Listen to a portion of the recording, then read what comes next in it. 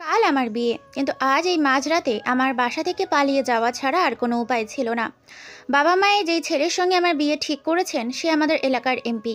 ভালোবেসে সবাই এমপি সাহেব বলেই ডাকেন। কিন্তু তাতে আমার কি? ওই সারাদিন মারধর করা সকল অবৈধ কাজে জড়িত ব্যক্তির যতই টাকা থাকুক না কেন, আমি তৃষা নুজায়াত তার বউ হচ্ছি না, না মানে কখনোই না। তার মতো ভয়ানক ব্যক্তির বউ হওয়া আমার কাম্য নয়। আমার কাছে আমার স্বপ্ন পূরণ সবার আগে। আমার কাছে আমার জগন্নাথ বিশ্ববিদ্যালয়ের আঙিনায় বিচরণ সবার আগে। নিজের মনে বেশ কয়েকবার কথাগুলো বিড়বিড় করল তৃষা। এত লম্বা বাস যাত্রার পরে বান্ধবী সিমলার বাসায় উঠে যখন বিছানায় গা এলিয়ে শুয়ে পড়ল, তখন কেমন যেন শান্তি শান্তি লাগছে ভেতরটা। তবে ভয়ও কম হচ্ছে না, কারণ চট্টগ্রামের এমপি যুবরাজ সরকার তাকে যে করেই হোক খুঁজে বের করবেই। আজ হোক কিংবা কাল, সে মানুষ কম বাস পাখি বেশি, এক নাম্বারে দরজার লোক বললেও ভুল হবে না। সেদিনের কথা মনে আছে? এমপি এসেছে বলে পুরো রাস্তা ব্লক করে রাখা হয়েছিল। তৃষা কক্সবাজার ট্রিপে বন্ধুদের সঙ্গে যাওয়ার কথা বলে ঢাকায় এসে অ্যাডমিশন পরীক্ষা দেওয়ার পরিকল্পনা করে। একটা মাত্র ভার্সিটি তার লক্ষ্য ছিল, আর সেখানেই চান্স পেয়েছে সে। কিন্তু সে বুঝি জানে না ওই অমানুষটা তাকে খুঁজতে খুঁজতে এখানে ঠিক চলে আসবে। এতক্ষণে হারকিন দিয়ে খুঁজছে গুন্ডা লোকটা তাকে। একটু হ্যান্ডসাম তাই বলে কি যা মন চায় তাই করবে? অধিকার যেখানে নেই সেখানে অধিকার খাটানোর প্রশ্ন আসে না। আর বাবা মাগুলো এক নাম্বারের গাদ্দার। এই ছেলে বড় লোক দেখেই বুঝি মেয়েকে গলায় ঝুলিয়ে দিতে হবে। ওই দিন অ্যাডমিশন পরীক্ষার উদ্দেশ্যে রওনা হওয়ার সময় রাস্তার জ্যাম দেখে এত রাগ হচ্ছিল তৃষার। ট্রেন মিস করলে সব শেষ। মুখে যা গালি এসেছে ইচ্ছে মতো দিয়েছে।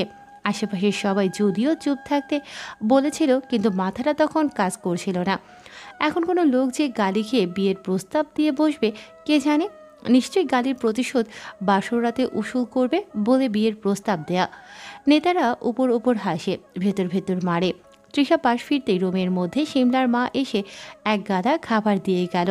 তৃষা আর সময় হয়তো বলতো, দরকার কি আন্টি এত কিছু করার? তবে আজ পেটে ক্ষুধা। টেনশন থাকলে তৃষার ক্ষুধা লাগে বেশি। আগে খেয়ে বাঁচা যাক, নিজে বাঁচলে বাপের নাম। তৃষাকে হলের ব্যবস্থা করতে হবে। একজনের বাসায় তো বিনে পয়সায় জলহস্তির মতো এত খাওয়া যায় না। থাকা তো দূরের বিষয়, সেলফ রেসপেক্ট বলে তো একটা কথা আছে। হঠাৎ ঘুরে ফিরে আবার যুবরাজ সরকারের কথা মাথায় এলো তৃষার। আচ্ছা, সে বিপদে পড়ে গেলে কি করে বাঁচবে? হঠাৎ করে তৃষার অন্য একজনের কথা মনে পড়ে যায়। 2 বছর আগে কক্সবাজারে বিশাল একটা বিপদে পড়েছিল সে। ওই মুহূর্তে ফারাজ এলাহি নামক একটা সুপুরুষ তাকে বাঁচিয়েছিল। যদিও সুপুরুষের বাচ্চা স্ত্রী সব ছিল। স্ত্রীর নাম চিত্রাঙ্গনা। কি তার রূপ! তবে সেই মুহূর্তে ইচ্ছে করছিল বিয়েটার সতীন হয়ে যেতে। ফ্রিতে একটা বাচ্চাও পেয়ে যাবে, মন্দ হয় না। আর ফারাজ এলাহির তো অঢেল টাকা, 2 বউ কেন 100 বউ থাকলেও ম্যানেজ করতে কষ্ট হবে না। ব্যাটার শরীর ভর্তি যে কারেন্ট। সেইবার কক্সবাজারে এলাহি, তার স্ত্রী, এমনকি অ্যাসিস্ট্যান্ট অভ্রনীল থেকে শুরু করে তার বউয়ের সঙ্গেও ভালো সম্পর্ক তৈরি হয়ে যায়। মেয়ে দুটো আসলে ভালো। তারা পরিচয় করিয়ে না দিলে হয়তো ছেলে দুটো কথাও বলতো না তার সঙ্গে। আর বলেছিলই বা কি এমন? ফারাজ এলাহির কথাই বলা যাক। তৃষা সুন্দর করে হাত বাড়িয়ে দিয়ে বলেছিল, হ্যালো, আমি হলাম তৃষা নজুয়াত। ফারাজ হ্যান্ডশেক না করেই বলল, মানে কি লেভেলের বউ ভক্ত ভাবা যায়! তৃষা সেই প্রথম দেখায় একটু বউ হতে চেয়েছিল শয়তান লোকটার, তবে তাকে বানিয়ে দিল বোন। ছ্যাঃ, শালার জীবন! বছরে 365 দিনে ছ্যাঁকা খেয়ে ব্যাকা হয়ে বসে থাকা তৃষাকে যে অত বড় হ্যান্ডসাম টাকাওয়ালা পাত্তা দেবে না, তা স্বাভাবিক নয় কি? না জানি যুবরাজ সরকার তার মধ্যে কি এমন কচু দেখেছে। ইসরে, কচু দেখেছে মানে? তৃষা তো দেখার মতোই। তাকে দেখলে গলি খুবচির সব ছেলেরই তৃষ্ণা বেড়ে যায়। কাল সকালে ভার্সিটি আছে। প্রথম ভার্সিটি যাবে, একটু রূপচর্চার দরকার আছে না? সেখানে গিয়ে সব ছেলেদের চোখ যেন তৃষার দিকে থাকে, সেই ব্যবস্থা তো করতে হবে। আবার রাতে পর্যাপ্ত না ঘুমলেও ডার্ক সার্কেল পড়ে যেতে পারে। শিমলা গাজর খাচ্ছিল, সেই গাজরটাও কেড়ে নিল তৃষা। কত কি বানিয়ে মুখে লাগালো। শিমলা অবাক হয়, এই মেয়েকে সে সারাদিন এসবই করতে দেখে। ব্যাগ ভর্তি এসব জিনিস সে চট্টগ্রাম থেকে ব্যাগ করে সে আলু, শসা, পেঁয়াজ এনেছে। সে একটা নিঃশ্বাস ছেড়ে বলল, কাল দেখবি পুরো ভার্সিটি তো রূপের আগুনে জ্বলে পুড়ে ছাই হয়ে যাচ্ছে। আর তুই সেই ছাই কুড়িয়ে বাসন মাজছিস। তুই মাছ শালি, আমার হাত কি বাসন মাজার জন্য তৈরি হয়েছে? নকে ম্যানিকিওর পেডিকিওর করতে কত লাগে ধারণা আছে, মূর্খ রমণী। সেই ভোর থেকে তৃষা তৈরি হয়। প্রথম দিন বলে কথা, নায়িকা কারিনা কাপুর লাগতে হবে অবশ্যই, যাতে ভার্সিটির ঋত্বিক রোশনগুলো তার উপর লাড্ডু হয়ে যায়। কিন্তু এটা তো বাংলাদেশ, ছেলেগুলো যদি ডিপজল হয়।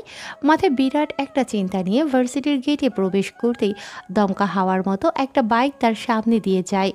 আচমকা মনে হলো পাশ দিয়ে কোনো জিনের বাদশা তার আলাদিনের জাদুর গাড়ি চালিয়ে গতিবেগ 400 বজায় রেখে দৌড় দিল।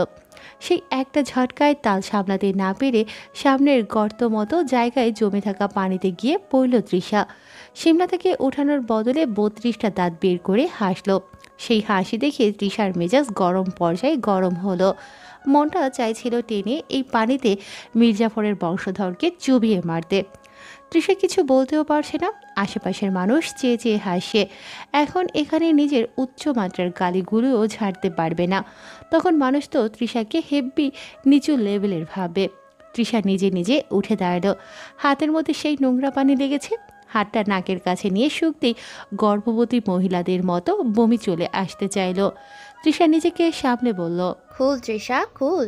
পাশ দিয়ে একটা ছেলে যাওয়ার সময় তৃষাকে দেখে হেসে বলল, আপুমনি, ওই জলে একটু আগেই হিসু করেছিলাম। আমার এত দামি হিসুর সুগন্ধিটা যে আপনার হাতে লেগে গেল। কজনের সৌভাগ্য হয় এমন পারফিউম গায়ে মাখার। তৃষার তো মন চাইছে এটাকেও জলে ডুবিয়ে ইন্ডিয়ার বর্ডারে ফেলে দিয়ে আসতে। তবে সে অনেক কষ্টে নিজেকে শান্ত করল। ক্লাস শুরু হয়ে যাবে, হাতে সময় নেই। তৃষা তাড়াহুড়োয় ক্লাসের ভেতর ঢুকতেই হঠাৎ একটা লম্বা চওড়া লোকের সঙ্গে ধাক্কা খেলো। এত তাড়াহুড়োয় ছিল কার সঙ্গে ধাক্কা খেলো এত মাথায় নিল না। ক্লাসের ভেতর বসে 10টা মিনিটও জিরিয়ে নিতে পারল না মেয়েটা। অমনি দুটো মেয়ে ক্লাসে এসে বলল, লাস্ট 10 মিনিটে ক্লাসে কোন কোন মেয়ে প্রবেশ করছে? তৃষা তখনও সেসব কথায় পাত্তা দেয়নি। আরও 2-4টে মেয়ে আগেই দাঁড়িয়ে গেছে। হঠাৎ একটা মেয়ে বলল, ওই যে সামনের দিকের ডান পাশে যে মেয়েটা বসে আছে সেও একটু আগেই ঢুকলো। তৃষা তখনও ব্যাগ থেকে আয়না বের করে মুখ দেখতে ব্যস্ত। কেন যে প্রফেসর এখনও আসে না, ধ্যাত। মেয়ে দুটো একেবারে তার সামনে এসে আয়নাটা হাত থেকে কেড়ে নিয়ে বলে, নাম কি? সিনিয়র সামনে দাঁড়িয়ে আছে, চোখে দেখতে পাও না? তৃষা একটু অবাক হলো, মনে মনে বলল, এরা আবার কোন আপদ? মেয়ে দুটোর মধ্যে থাকা চিকন মতো মেয়েটা বলল, নাম কি তোমার? দেখে তো মনে হচ্ছে বেশি বয়সও না। তৃষা মনে মনে বলে উঠল, তো আপনাদের মতো দামড়া ল্যাট ছাড়া জলপরি দেখতে লাগছি নাকি? উঠে পড়ো। কোথায় উঠবো? তুমি তো ভারী বেয়াদব, তোমাকে পরে ধরছি। চলো, প্রেম অপেক্ষা করছে। এই আপু দেখেন, আমার এখন পড়াশোনার বয়স। প্রেম ভালোবাসা আমার জন্য অপেক্ষা করলেও আমি যেতে পারবো না। ওদের বলেন পরে দেখা করব। তৃষা আরও কিছু বলতে যাচ্ছিল, কিন্তু সিমলা তাকে থামিয়ে দিয়ে ফিসফিস করে বলল, সিনিয়র হয়, ওদের সাথে লাগতে গেলে ওরা একেবারে লাগিয়ে দেবে। জলদি যা, আর যাই বলুক না কেন সরি বলবি, নিচের দিকে চেয়ে থাকবি। এখন মাথায় বসতে বললেও বসবো নাকি? চুপ কর, যা। বায়োলজি ডিপার্টমেন্টের নিচে তৃষাসহ বাকি মেয়েগুলোকে দাঁড় করানো হলো একেবারে লাইন ধরে। তৃষা আন্দাজ করতে পারছে এখানে যা কিছুই হয়ে যাক না কেন, ভালো কিছু তো কখনোই হবে না। তৃষা দাঁড়িয়েছে একেবারে পেছনে, এক এক করে দেখছে সামনের দিকে যাচ্ছে, তারপর সোজা ক্লাসে চলে যাচ্ছে। তবে কার কাছ থেকে ফিরে আসে দেখতে পাচ্ছে না। সামনে মনে হয় শাহরুখ খান বসে আছে। ঢং। তৃষার পালা আসতেই সে সামনের দিকে এগিয়ে যায়। গিয়ে দেখতে পায় বাইকের সঙ্গে হেলান দিয়ে আছে এক উজ্জ্বল শ্যামবর্ণের সুপুরুষ। সাদা একটা গেঞ্জির উপর জলপাই রঙের শার্ট পরিহিত, শার্টের বোতাম খোলা, চুলগুলো এলোমেলো, ঘাড় ছুঁই ছুঁই, গলায় কী সব ঝুলিয়ে দেখছে। হাতেও কত রকম অদ্ভুত ব্রেসলেট। ঘড়ি নেই, কিন্তু কেন? সময় দেখারও সময় নেই বলে। দেখে তো মনে হচ্ছে পুরান ঢাকার খানদানি কোনো বংশের বিগড়ে যাওয়া সুদর্শন লাফাঙ্গা। যাকে সিনিয়র সাহেব বুঝি ইনি। তৃষার নিজের প্রতি আত্মবিশ্বাস আছে, এই ছেলে নির্ঘাত তার রূপ থেকে থমকে যাবে। ওই অদ্ভুত দেখতে গলায় ঝুলিয়ে রাখা কিংবা হাতের ব্রেসলেটগুলোর সঙ্গে কোনোভাবে যদি তৃষার ওড়না আটকে যায়, তো ব্যাকগ্রাউন্ডে লালালা মিউজিকটা বাজবে কি? তৃষার এত সব কল্পনায় ছেদ ধরিয়ে সেই বাইকে হেলা দিয়ে দাঁড়িয়ে থাকা লোকটা তুড়ি বাজালো। তৃষার হুঁশ ফিরতেই বলল, এই যে মিস ট্যাবলেট, কাম হিয়ার। পাশ থেকে সবাই হেসে উঠতেই লোকটা তাদের দিকে তাকালো। মুহূর্তে সবাই থমকে গেল। তৃষা একটু অবাক হলো বটে। কোন দেশের প্রধানমন্ত্রী? আমার যে ওনাকে দেখে সবার ভয়ে জামা কাপড় ভিজিয়ে ফেলতে হবে। তৃষা এগিয়ে গিয়ে বিরক্তি নিয়ে জিজ্ঞেস করলো, দেখা হয়েছে আমাকে? হলে বলুন, কেটে পড়ি। আশেপাশে সবাই তা শুনে আবার কানাঘুষা করছে। এই মেয়ের সাহস দেখছো? আজকেই এসেছে আর আজকেই এত বেয়াদবি। আর সে জানে তার সামনে কে বসে আছে। পেছন থেকে একটা মেয়ে তৃষাকে টেনে কষে দুটো লাগাতে যাবে তার আগেই লোকটা বলল, আমি আছি তো, ওকে বায়োলজি ডিপার্টমেন্টে ক্লাসে পাঠা জলদি। তৃষা সঙ্গে সঙ্গে জিজ্ঞেস করে উঠল, সেখানে গেলে? বায়োলজির প্র্যাকটিক্যাল ক্লাস করাবো যে, জাস্ট কাম ফাস্ট। আর হ্যাঁ, আমি প্রেম নওয়াজ। রুমের মধ্যে একঘেয়ে ফ্যানটা চলছে। ব্রেঞ্চের উপরে ভালো করে বসলো প্রেম। তৃষা তার ব্যাগটা আঁকড়ে ধরে দাঁড়িয়ে আছে। সে লক্ষ্য করলো প্রেম, এরপর বলল, ব্যাগটা দাও। ব্যাগে পার্সোনাল জিনিস আছে। দেবী বাল, ছিনে নেওয়ার অভ্যাস আছে কিন্তু। ধমকের চোটে তৃষা ব্যাগটা দিতে দেরি করল না। প্রেম ব্যাগ হাতড়ে একটা লাল লিপস্টিক পেল। ভালো করে দেখে একবার হাসলো, কিন্তু কঠিন সেই হাসি। সিনিয়রদের যে সালাম দিতে হয় তা জানা আছে? আছে। ওই সময় তাড়াহুড়ো যে ধাক্কা দিয়ে চলে গেলে সালাম তো দূরে থাক, সরিও বললে না। কাজটা কি ভালো হয়েছে? না, একেবারে পচা। আচ্ছা, আসসালামু আলাইকুম। আর দুঃখিত। হাব, তোর সাথে মজা করছে, তামসা চলছে। এবার বাম হাত একটা কষিয়ে, তখন মজা বুঝবে। সরি। প্রেম নিজেকে শান্ত করে এবার গলার স্বর বদলে বলল, লাল লিপস্টিকটা ঘষে আমার গালে একটা শক্ত চুমো দাও তো, তবে চাইলে ঠোঁটেও দিতে পারো। ঠান্ডা গলায় বলল প্রেম। তৃষা ভয়ে কেঁপে উঠল। ভাইয়া।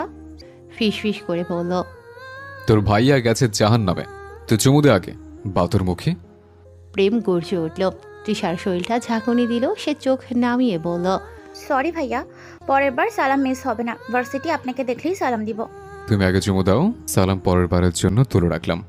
তৃষার ভয়ে ঠোঁট কাঁপছে। পুরো ভার্সিটির শত শত শিক্ষার্থী তার দিকে চেয়ে আছে, কানাঘুষা করছে, হাসছে। লজ্জা আর ভয়ে তৃষার নাজেহাল অবস্থা।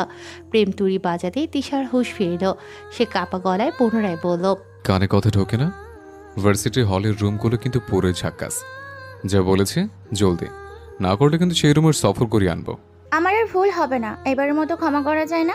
ধাল ছালি। প্রেম তৃষার দিকে এগিয়ে এলো। হাতে সিগারেটটা ফেলে ধোঁয়া ছাড়লো ঠিক তৃষার মুখ বরাবর। সরু চোখে তৃষার দিকে তাকিয়ে ফু দিয়ে চোখের সামনে পড়ে থাকা চুলগুলো সরিয়ে হঠাৎ করে গাল চেপে ধরে বলল, তুই চুমু দিবি নাকি আমি থাপড়ে চুমু আদায় করে নেব?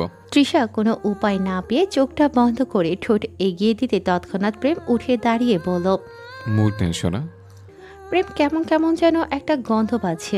এক পর্যায়ে তৃষাকে বলল, ভয়াবহ কেউ জামা কাপড় ভিজিয়ে দিল নাকি?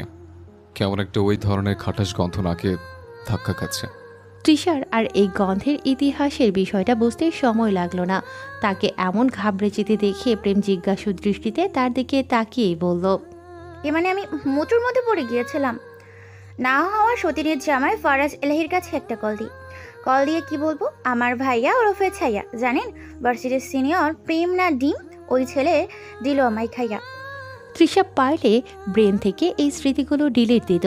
ভার্সিটির প্রথম দিনটাই এমন জঘন্য যাওয়ার খুবই কি প্রয়োজন ছিল? এই বেটা প্রেমকে ইঁদুর মারার ওষুধ খাইয়ে দিতে ইচ্ছে করছে তৃষার। দুনিয়ায় কোনো হ্যান্ডসাম ছেলে কি নেই তৃষাকে এই হাইব্রিড করলার হাত থেকে বাঁচানোর জন্য? তবে একটু শান্তি তো লাগছেই, লাগবে না? ওই প্রেমের হাওয়া যে লিক করে এসেছে তৃষা, মানে তার বাইকের। সকালে যে বাইকটা তাকে মতো জলে ফেলেছিল, ওই বাইকের নাম্বারটা কেবল পেছন থেকে এক ঝলক দেখেছে। ওই কয়লার বাইকের নাম্বারের সঙ্গে মিলে যায়। তৃষাকে চুমু দিতে বলা, তাই না? গায়ে গন্ধ বলে অপমান করা। একেবারে বুড়ি গঙ্গার কালো পচা জলে চুবিয়ে রোদে শুকোতে ইচ্ছে করছে তৃষার। সে চেনে তৃষাকে, অসভ্য লোক। সুন্দরী মেয়েদের সঙ্গে যে প্রেম করতে হয় তা ওই মগা কি জানে না? ভাব দেখায় শাহরুখ খান, আচরণ তো নায়ক বগা খানের মতো। তৃষা কাজীবাড়ির ছোট মেয়ে। চট্টগ্রামের শান্তিবাগ শ্যামলী আবাসিক এলাকায় তাদের বাড়ি। তার বাবা অবসরপ্রাপ্ত সরকারি কর্মকর্তা ছিলেন, মা গৃহিণী। মূলত মায়ের থেকেই সাজগোজের স্বভাবটা পেয়েছে। জন্মের পর থেকে মাকে কখনো পরিপাটি ছাড়া দেখেনি সে। ক্ষুধা 30টা দিন ফকফকা চকচকা থেকেছেন। তৃষার ছোট একটা বিচ্ছু ভাই আছে, নাম তাইমুর। ক্লাস 10-এ পড়ে। এই বান্দার কথা বললেও কম পড়ে যাবে। বাথরুমেও ফোন নিয়ে যায়। ফোনের সঙ্গে তার যেই সম্পর্ক সেটা মনে হয় কালো জাদু করেও নষ্ট করা যাবে না। তৃষা দুরন্ত চালাক বললেও ভুল হবে, আবার বোকা বললেও। মানে এই মেয়ে কাজের না, আবার অনেক কাজের। পড়ালেখার মেধা প্রখর, তবে ওই মেধা খালি পড়ালেখাতেই কাজে লাগে, বাকি সব কিছুতে 0%ও কাজে লাগে না। আর যদি বলা হয় রূপ, হ্যাঁ ওই একটা আছে বলেই তো মাথার মধ্যে ব্রেনটা একটু কম। না মানে ব্রেন আছে, কিন্তু সে অলসতার কারণে কাজে লাগায় না। তৃষার ঠোঁটের কাছে তিল আছে, তিলটা তাকে আকর্ষণীয় করে। ওইসব টোলফোল তো তার পড়ে না, কিন্তু হাসলে গজ দাঁতটা অবশ্যই দেখা যায়। সেই ছোট্টবেলার কথা, এক 5-এ পড়া ছেলে তার গজ দাঁতের প্রশংসায় পঞ্চমুখ হয়েছিল। সেই থেকে তৃষা তার দাঁতের বিরাট যত্ন নেয়। বলা তো যায় না, দাঁতের নজরও তো লেগে যেতে পারে। তখন দাঁত পড়ে গেলে কিংবা পোকা ধরলে তো দেয়াল ভেঙে সাংবাদিক এসে যদি জিজ্ঞেস করে, আপনার টুথপেস্টে কি নুন আছে? পুনরায় ঢাকার গিঞ্জি অলিগলি পেরিয়ে বুড়িগঙ্গার উত্তর তীরে অবস্থিত সোয়ারিঘাটের নির্জনতা আজ অন্যরকম। নদীর কালো ঢেউ কেবল ধপধপ করে উঠছে। অন্ধকারে ডোবা রাত, শুধু দূরে কাকের মতো কিছু কণ্ঠস্বর ভেসে আসে, তারপর আবার সব স্তব্ধ হয়ে যাচ্ছে। এই স্তব্ধতার মাঝেই প্রাণ বাঁচানোর তাগিদে মরিয়া হয়ে ছুটে চলেছে এক তরুণী। বিয়ে হয়েছে মাত্র 1 সপ্তাহ, যেই হাতের মেহেদির রং এখনও পুরোপুরি ওঠেনি, সেই হাতই আজ মাটি খুঁড়ে বাঁচার চেষ্টা করছে। শ্বাসকষ্টে বুকে ধরফরানি, হৃৎস্পন্দন যেন বেরিয়ে আসতে চাইছে। তার অপরাধ কি সে জানে না, সে শুধু জানে তার পেছনে ছুটে আসা কালো হুডি আর মুখোশ পরা মানুষটা তাকে খুন করবে। খুনটাও যেন তেন খুন নয়, নির্মমতার সংজ্ঞা পাল্টে দেওয়া খুন। মেয়েটি অন্ধকার গলি পেরোতে না পেরোতেই ধপাস করে পড়ে যায় মাটিতে। হাঁটু ছেড়ে ইটের ধারালো কোণা মাংসে ঢুকে যায়। ভয়ার্ত চেহারা নিয়ে উঠে দাঁড়ানোর আগেই শুনতে পায় একটা গান, ফোনে ছাড়া সেই গান। গানের সঙ্গে সুর মেলাচ্ছে কেউ। মেয়েটির বুকের ভেতর ভয়ের পাথর জমে ওঠে, চোখে অন্ধকার ঘনীভূত হয়। দাঁড়াতে না দাঁড়াতেই হঠাৎ ঠান্ডা এক চাকু তার গলার ভেতর ঢুকে যায়, সোজা কণ্ঠনালীর গভীরে। গটগট শব্দে রক্ত ছিটকে বেরোয়, একেবারে লাল ঝর্ণার প্রবাহের মতোই। মরণের সাথে সাথে ভয় বেড়ে যায়, কারণ গানটা এখনও বাজছে। সেই মানুষটা গাইছে গলা মিলিয়ে। কোন ফুলে তুমি শুলে বলো, এ ফুল সজ্জায় স্বপ্নে লাশ কাঁধে নিয়ে ওরা কেন চলে যায়? প্রেম আমার, ও প্রেম আমার। মেয়েটি ছটফট করে গলার ভেতর থেকে ভোঁতা শব্দ বেরোয়, জবাই করা পশুর মতো। মুখোশ পরা খুনি এক দৃষ্টিতে তাকিয়ে উপভোগ করে তার নিস্তেজ দেহের টানা পড়েন। অভিশপ্ত এক হাসি ভেসে ওঠে মুখোশের আড়াল থেকে। ধীরে ধীরে মুখোশ খুলে ফেলে সে, চোখে উন্মাদনায় মেশানো উত্তেজনা, ঠোঁটে প্রশান্তির বাঁকা হাসি। কিন্তু এখনও শেষ হয়নি। হঠাৎ সে এক ঝটকায় চাকুটা গলার ভিতর ঘুরিয়ে দিল। রুহু কেঁপে উঠল, চোখগুলো বিস্ফোরিত হয়ে ফেটে পড়তে চাইলেও পারল না। এই রাতের আধারে সোয়ারি ঘাট পেরিয়ে এই নির্জন জায়গায় কেউ নেই মেয়েটিকে বাঁচানোর জন্য। মেয়েটি ছটফট করছে, তবে সেই দৃশ্য তেমন একটা উপভোগ করতে পারছে না লোকটি। এখানে কোনো থ্রিল ব্যাপার আছে নাকি? সে এক ঝটকায় গলা থেকে চাকু বের করে পরপর 4টে কোপ বসালো মেয়েটির মনির উপর। গলে ছিটকে একেবারে কালো মনিটা নরম হয়ে গেছে। চোখগুলো নরম হয়ে গলে পড়ল, গালের উপর ছিটকে পড়ল লাল কালো রক্তমাখা মাংসের টুকরো। মেয়েটি ততক্ষণে মৃত, মৃত্যুর কারণ জানার আগেই মৃত। মৃতদেহের উপর ঝুঁকে খুনি হাত বাড়ালো। মেয়েটির লম্বা কালো চুলের ভেতর আঙুল চালিয়ে বলল, বাহ, চুলগুলো বেশ তো, আমার যে এগুলোই চাই। তারপর এক ঝটকায় হুডির পকেট থেকে কেচি বের করে খ্যাচাত শব্দে গোড়া থেকে কেটে ফেলল পুরো চুল। হাতে নিয়ে এমনভাবে দেখল যেন সে বিশ্ব জয় করে ফেলেছে। চোখে মুখে আবার সেই তৃপ্তিদায়ক হাসির রেখা। চুলগুলো পকেটে ঢুকিয়ে দিল সন্তুষ্টির হাসি মুখে নিয়ে। তারপর সোজা উঠে দাঁড়ালো। কি গরম পড়েছে আজ! এত গরমে তো প্রতারকদের খুন করতে কষ্ট হয়, তাই না? সে হুডিটা খুলে হাতে নিল। পরনে একটা সাদা রঙের শার্ট ছিল। শার্টের বুকের কাছের বোতামটা খুলে হাঁটতে হাঁটতে সেখান থেকে চলে গেল। লাশটা যে কিছু না বলা প্রশ্নের উত্তরের অপেক্ষা করতে করতে ওপারের দাবিদ নিয়ে চলে গেল, তাতে তার কিছু যায় আসে না। সকালে এই লাশ নিয়ে বড় হই হট্টগোল বাঁধবে। জলদি বাড়ি ফিরে ঘুম দিতে হবে, নইলে সকালে খবরে ব্রেকিং নিউজটা শুনবি কী করে? মানুষকে জানতে হবে না, জানাতে হবে না একটা প্রতারকের শেষ পরিণতি কী ছিল? যাওয়ার সময় সে এক নাগালে গান গাইল। নেওয়াজ কুঠি রানীগঞ্জের জিঞ্জিরার অবস্থিত সেকেলে একটা জমিদার বাড়ি। যদিও এই বাড়ি দেখতে তেমন হলেও জমিদারের বাড়ি নয়, একসময় ইংরেজেরা তৈরি করেছিল। দেশ ছেড়ে চলে যাওয়ার আগে নেওয়াজ বাড়ির পূর্বপুরুষ কিনে রাখে। তারপর সিদ্দিক নেওয়াজ বাড়িটিকে পুনরায় সংশোধন করে এখানেই বসতি স্থাপন করেন। বুড়িগঙ্গার তীর ঘেঁষে নেওয়াজদের এই কুঠি। নেওয়াজ পুরান ঢাকার নামি দামি বংশ। তাদের মশলার ব্যবসা আছে, দেশে বিদেশে নদীপথে মশলা রপ্তানি করে থাকেন। পুরান ঢাকার নামিদামি আড়তগুলোর মধ্যে শতাংশ তাদের নিজস্ব। নেওয়াজ বাড়ির আসল কর্তা সিদ্দিক নেওয়াজ এ বয়সে এসেও একা হাতে সব সামলাচ্ছেন। ছেলে একটা আছে, তবে সে এখন থেকেও নেই। নিজের আপন বলতে একমাত্র নাতি প্রেম নেওয়াজ আছে, তবে সে তো মশাই বদমেজাজি হয়েছে। একটা বাইক নিয়ে ঘোরাঘুরি, এখানে সেখানে ঘুরে ফটোগ্রাফি, গিটার একটা নিয়ে রাত জেগে আড্ডা দেয়া, এসব ছাড়া আর তার কাজ কি? কই দাদার বয়স হয়েছে, ব্যবসার হাল নিজে ধরবে তা নয়, উল্টো রাতে মদ খেয়ে বাসায় ফিরলে এই বুড়োকেই সামাল দিতে হয়। তবে আর নয়, এবার একটা হ্যাস্তন্যস্ত করতেই হবে। ভালো মেয়ে দেখে বিয়ে পড়িয়ে দেওয়ার আগ পর্যন্ত এই মহাশয় লাইনে আসার পাত্র নয়। হয়েছে একটা বুনো হয় না, মুখ হাত দুটোই সবার আগে চলে। বাচ্চা কাচ্চা না হলে নাতির এই স্বভাব বোধ হয় আর ঠিক হচ্ছে না। সংসারের পানি গায়ে পড়লে বখাটেপনা সারবে। সিদ্দিক নেওয়াজ সকাল সকাল উঠেই চেঁচামেচি করেন। দৌড়ে আসেন তার মেয়ে হেতিজা। হেতিজারা আগে রাজশাহী থাকতো, স্বামী মরেছে সেই ছোট মেয়েটা হওয়ার পর। শেষে এত অভাব অনটন দেখে সিদ্দিক নিজের কাছে এনে রাখেন। হেতিজার ঘরে 2 ছেলে মেয়ে। ছেলেটা একেবারে মানুষের মতো মানুষ হয়েছে বলা চলে, স্পেশাল ফোর্সের অফিসার। তার কথা বলার ভঙ্গিমা থেকে শুরু করে সবই আলাদা। বেশি কথা বলে না, তবে যা বলে তা কম কোথায়। এই বাড়িতে প্রেম নেওয়াজের ভক্তের থেকে প্রত্যুষ দেওয়ানের ভক্ত বেশি। মেয়ের মায়েরা লাইন দিয়ে দাঁড়িয়ে থাকেন বিয়ের কথা বলার জন্য। সরকারি চাকরিজীবী, তাও আবার ইন্টেলিজেন্স স্পেশাল ফোর্সের অফিসার। ড্রেসিং লুক, মারাত্মক চাহনি, কোনোটার অভাব তার। প্রত্যুষ নাস্তার টেবিলে বসে বোন প্রেমান্তিকে জিজ্ঞেস করল, কিরে প্রেমা, প্রেম কোথায়? নাস্তা করবে না? সে তো রাত করে ফিরেছে, আমি ডেকে আনি। ইচ্ছে। প্রেমা মুখটা ভেঙচি কেটে ঢ্যাং ঢেঙিয়ে প্রেমের ঘরের দিকে গেল। নেওয়াজদের এই এত বড় সীমানার মধ্যে 2টো বাড়ি, একটা নেওয়াজ কুঠি, অন্যটা হাউস অফ লাভ, একটা বাগান বাড়ি। প্রেমের 25তম জন্মদিনে দাদা তাকে বাড়িটি একেবারে নিজের নামে লিখে দিয়েছেন। এখন এখানে কম সেখানেই বেশি থাকা হয়। কাঠের তৈরি একটা বাড়ি, চারপাশে নিজের মতো করে সাজিয়েছে। বাড়িটা দোতলা, তবে বেশি বড় নয়। চারপাশটা কেমন যেন ভয়ানক ভয়ানক লাগে। প্রকট দুপুরে কিংবা রাতে ভয়ে ওদিকে মানুষ যেতে চায় না। যদিও প্রেম তার 30 সীমানায় কাউকে যেতেও দেয় না।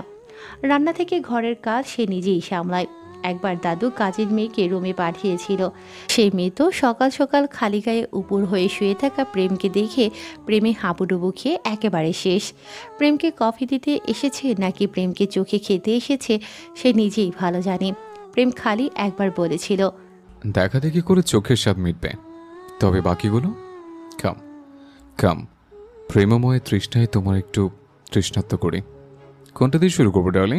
সে মেয়ে ওই দিন নতুন কাজে এসেছিল, 2 দিনও টিকতে পারেনি। প্রেমের সঙ্গে দেখা হলেই কাম হেয়ার বলতেও সে চোখ মেরে। মেয়ের আর সাহসী হয়নি ওই বাড়িতে কাজ করার, কিংবা আর প্রেমের প্রেমে হাবুডুবু খাওয়ার। প্রেমা ঘরে ঢুকতেই দেখল প্রেম বিছানায় শুয়ে আছে, জুতোগুলো খুনেনি, গায়ে সাদা একটা শার্ট। দেখে মনে হচ্ছে রাতে কত গুরুত্বপূর্ণ কাজই না করে এসেছে। প্রেমার ইচ্ছে করছে প্রেমের ঘাড় ছুঁই ছুঁই কার্লি চুলগুলোতে একটু হাত বুলিয়ে দিতে। সে মিটিমিটি হেসে বলল, ও প্রেম ভাই, নাস্তা খাবে না? প্রেম নড়ে চড়ে বিরক্তি নিয়ে বলল, তোমার বাল খাবো, যাও নিয়ে এসো। একটু সুন্দর করে বললে তো সবই নিয়ে আসতে পারি। সুন্দর তোমার বলেও থেমে গেল প্রেম। তোকে না বলেছে আমার ঘরে আসবে না? এমন করো কেন? সকাল সকাল পিরিতের পাঁচিল পারিস না তো? তোকে দেখলে আমার মাথার রগগুলো নড়ে ওঠে। কেন? সুন্দর লাগছে না? নতুন ফেস ওয়াশ দিয়ে মুখ ধুয়েছি আমি। খালি ফেস ওয়াশ করলেই হয় রে মগি? একটু ব্রেন ওয়াশেরও তো দরকার আছে। প্রেমা আর অপমান নিতে পারছে না। রোজ রোজ এত অপমান আর মানা যাচ্ছে না।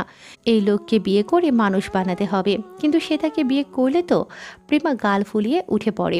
সে যাওয়ার পরই প্রেম উঠে একটা সিগারেটের ধরায়। দুর্বল, আজকে লেট হয়ে গেল। জলদি ভার্সিটি যাওয়ার কথা ছিল। ওই শালি বাঁদরমুখী তার বাইকের হাওয়া লিক করে পালিয়েছে কাল। ওর ভেতর এত আগুন কিসের? প্রেমাস গলাটা চেপে ধরে বুড়িগঙ্গার পানি দিয়ে ওর আগুন নেভাবে। নাস্তা তো দূরে থাক, তার তীব্র মেজাজ খারাপ নিয়ে কারো সঙ্গে দেখা না করেই প্রেম ভার্সিটি যায়। তখন ক্লাস চলছে পুরো দমে। প্রেমের হাঁটার গতি দেখেই সবাই বুঝতে পারছে আজ কারো উপর তাল পড়বে। প্রেমের সবচেয়ে কাছের মানুষ হচ্ছে অঙ্কুর। গুরু গুরু বলে ডেকে মাথা খায় ছেলেটা। সেও আজকে প্রেমের এই রূপ দেখে আন্দাজ করতে পারছে ভয়াবহ কিছু হতে চলেছে। প্রেম সরাসরি তৃষার ক্লাসরুমে গিয়ে পুরো জমজমাট চলা ক্লাসের মাঝে এসে পকেট থেকে পিস্তলটা বের করে একেবারে তৃষার কপাল বরাবরে ধরে। তৃষার মধ্যে কোনো রিয়াকশন নেই। তাকে ভয় দেখানোর জন্য এত সস্তা খেলনাগুলি। সে ফোনটা বের করে প্রেমকে বলল, এই ভালো করে ধরো, চেহারাটা যেন একদম গুন্ডা গুন্ডা লাগে। এই শিমলা, একটা ছবি তুলে দে তো, ইনস্টাগ্রামে পোস্ট করব। রীতিমতো তখন ক্লাস পুরো চুপচাপ। স্যার নিজেও চুপসে আছেন।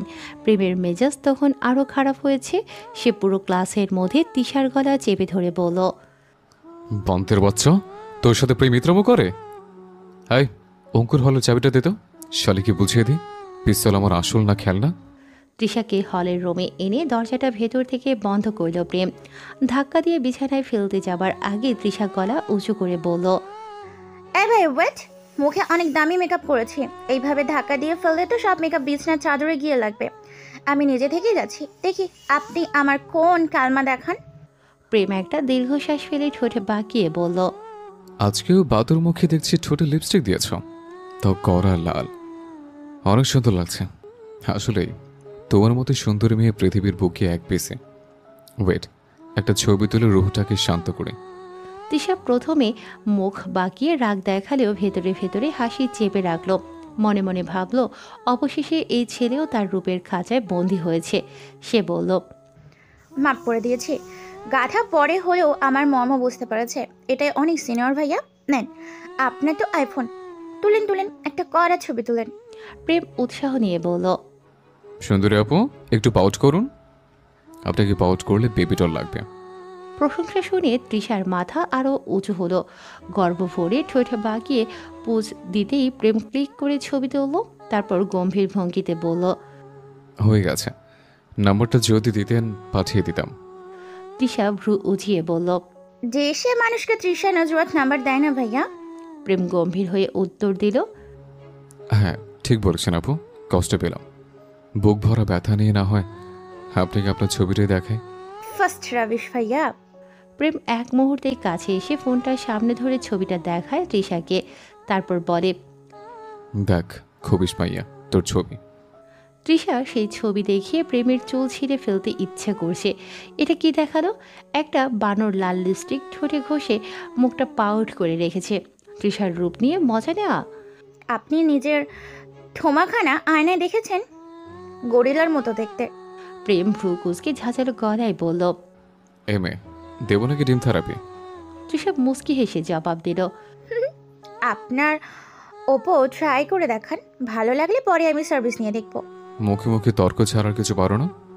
আরও অনেক কিছু পারি, কিন্তু এই মুহূর্তে পারবো না। আমার একটা ডিমান্ড আছে না? তোমার রিমান্ড আমি লাথি মেরে জানলা দিয়ে ফেলবো। কখন ফেলবেন একটু আগে ভাবে জানিয়ে দিবেন। হ্যাঁ, আমার বান্ধবী শিমলা মরিচকে বলবো নিচে থেকে কাজ ধরতে। আমার ডিমান্ডের সেই দাম বিক্রি করলে মালামাল হয়ে যাবেন। প্রেম নিজেকে নিয়ন্ত্রণ করতে পারল না। তেড়ে এসে তৃষার চুল মুঠি করে ধরতেই তৃষা চেঁচিয়ে উঠল, আরে ছাড় বেটা, চুল ছাড়, চুল সব এমনিতেই পড়ে যাচ্ছে, ছাড় কইলাম। এত চেঁচামেচিতে প্রেম খানিকটা থমকে গেল। ভাবলো এভাবে চিৎকার করলে বাইরে থেকে কেউ কিছু ভেবে বসতে পারে। তাড়াতাড়ি চুল ছেড়ে দিয়ে তার মুখ চেপে ধরে বলল, আরে কিছু করেছি নাকি? এমনভাবে চেঁচানোর কি আছে? তৃষা মুখ ছাড়িয়ে আরো জোরে চেঁচিয়ে উঠল, ও মোর খোদা, মরে গেলুম রে প্রেম। প্রেম তুই আমার প্রেম দিস না। প্রেম স্তব্ধ হয়ে বলল, নাউজুবিল্লাহ, মেয়ে তোমার ভয় নেই? তৃষা গম্ভীর গলায় বলল, ভয়কে রোজ আমি কিনি বেছি। এখন ধাক্কা দিব নাকি সাইড দিবেন? ওপস, ছেলে পুরুষের জন্য পড়ালেখা করতে পারছি না ঠিক মতো। এই যাচ্ছ কোথায়? চুপ করেন বেটা, আপনার মুখ করে দিব ভোতা।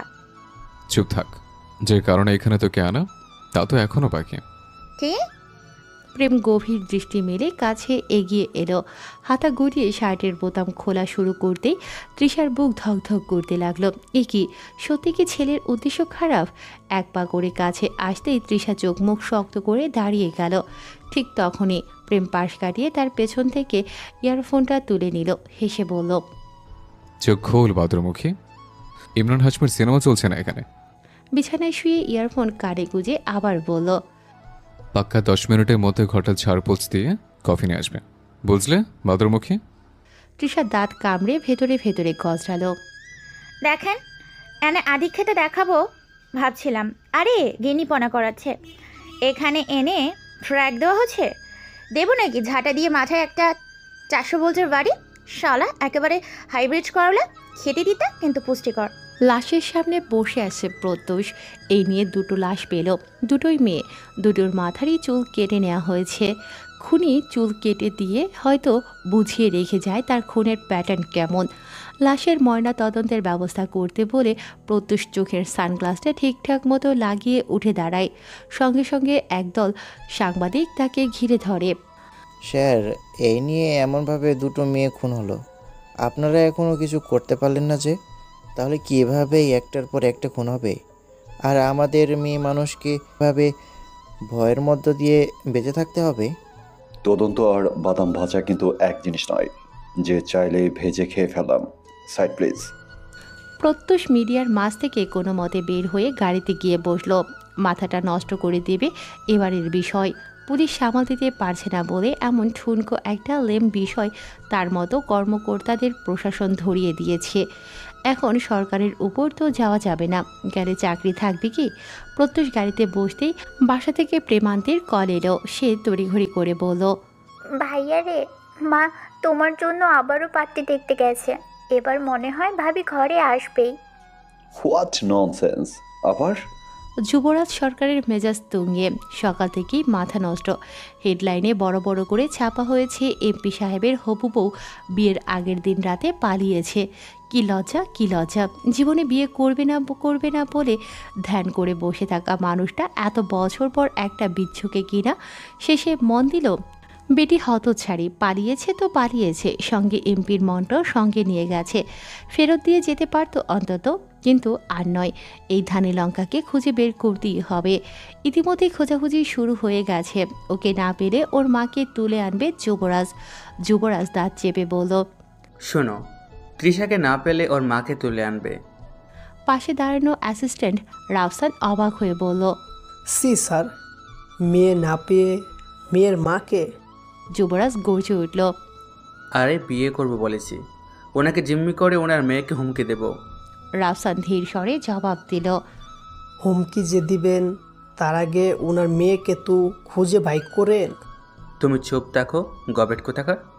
যুবরাজ ধমক দিল। কিছুক্ষণ চুপ থেকে রাফসান হঠাৎ বলে উঠল, স্যার, আপনি চাইলে কিন্তু মাথা ঠান্ডা করার একটা টুটকা বলতে পারি। যুবরাজ ফ্রুকুসকে জিজ্ঞেস করল, কি? আগে বলুন, আপনার ঠিক মাথাটাই তো গরম হয়েছে, তাই না? হ্যাঁ তো। রাফসান নির্লিপ্ত ভঙ্গিতে বলল, তাহলে মাথাটাকে কেটে খিম বাহিরে লেখে আসি। বিশ্বাস করুন স্যার, আপনার মাথা আর কখনো গরম হবে না।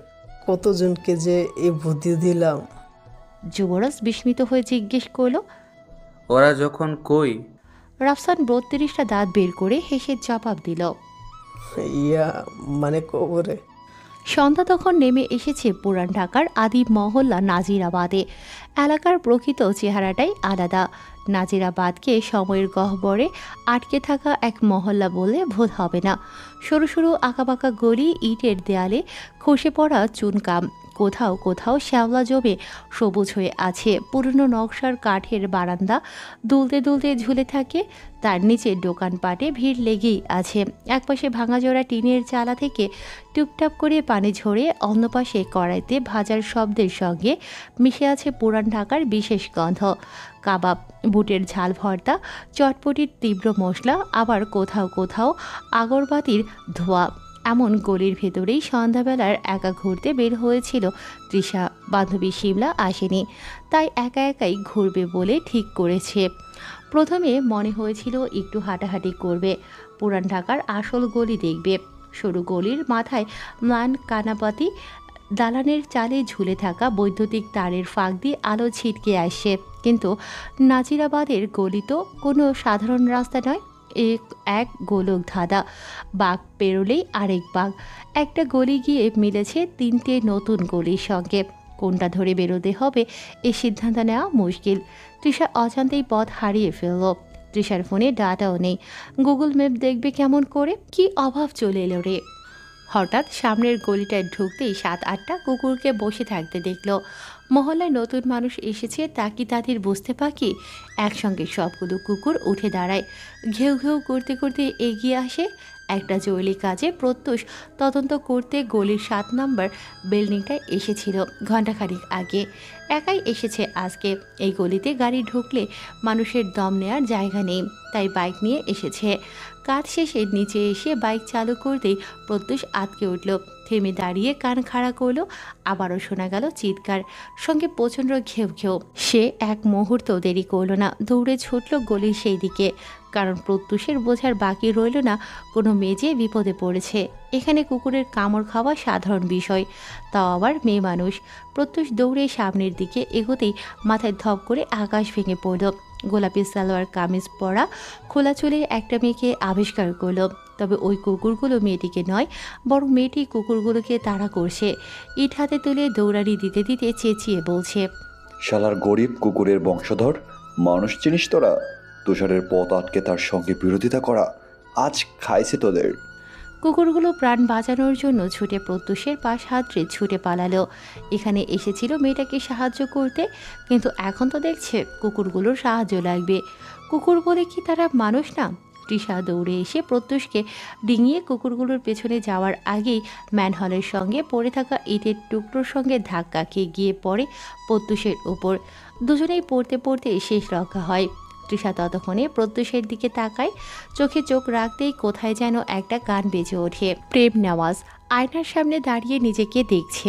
গলায় গিটারের একটা লকেট পরল, হাতে সে ঘড়ি পরে না।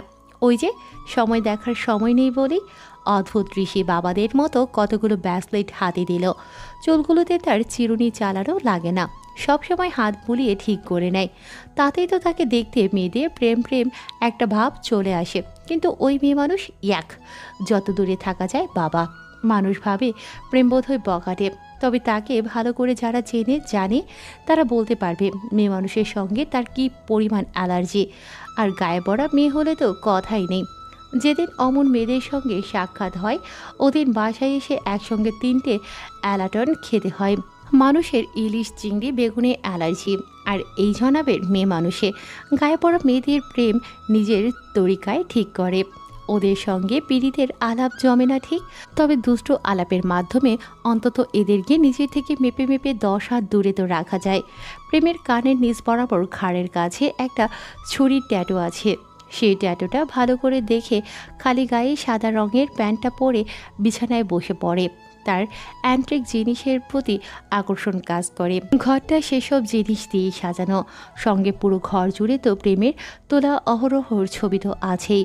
সারা বছর এদিক ওদিক ঘুরে ছবি তুলতেই থাকে। শেষবার সুইজারল্যান্ড গিয়ে 6 মাস থাকা হয়েছে। শেষে দাদু হার্ট অ্যাটাকের নাটক করে আনিয়েছে তাকে। তবে তার এই কাঠের বাড়ি আর তার ডেকোরেশন দাদু ভাইয়ের নাকি ভাল লাগে না। দাদুভাই বলে এটা তো বাড়ি নয়, একেবারে চিড়িয়াখানা। দাদুভাই ছাড়া প্রেমের আপন বলতে কেউ নেই। প্রেম আপন করতেও চায় না কাউকে। মানুষ বিশ্বাসঘাতক।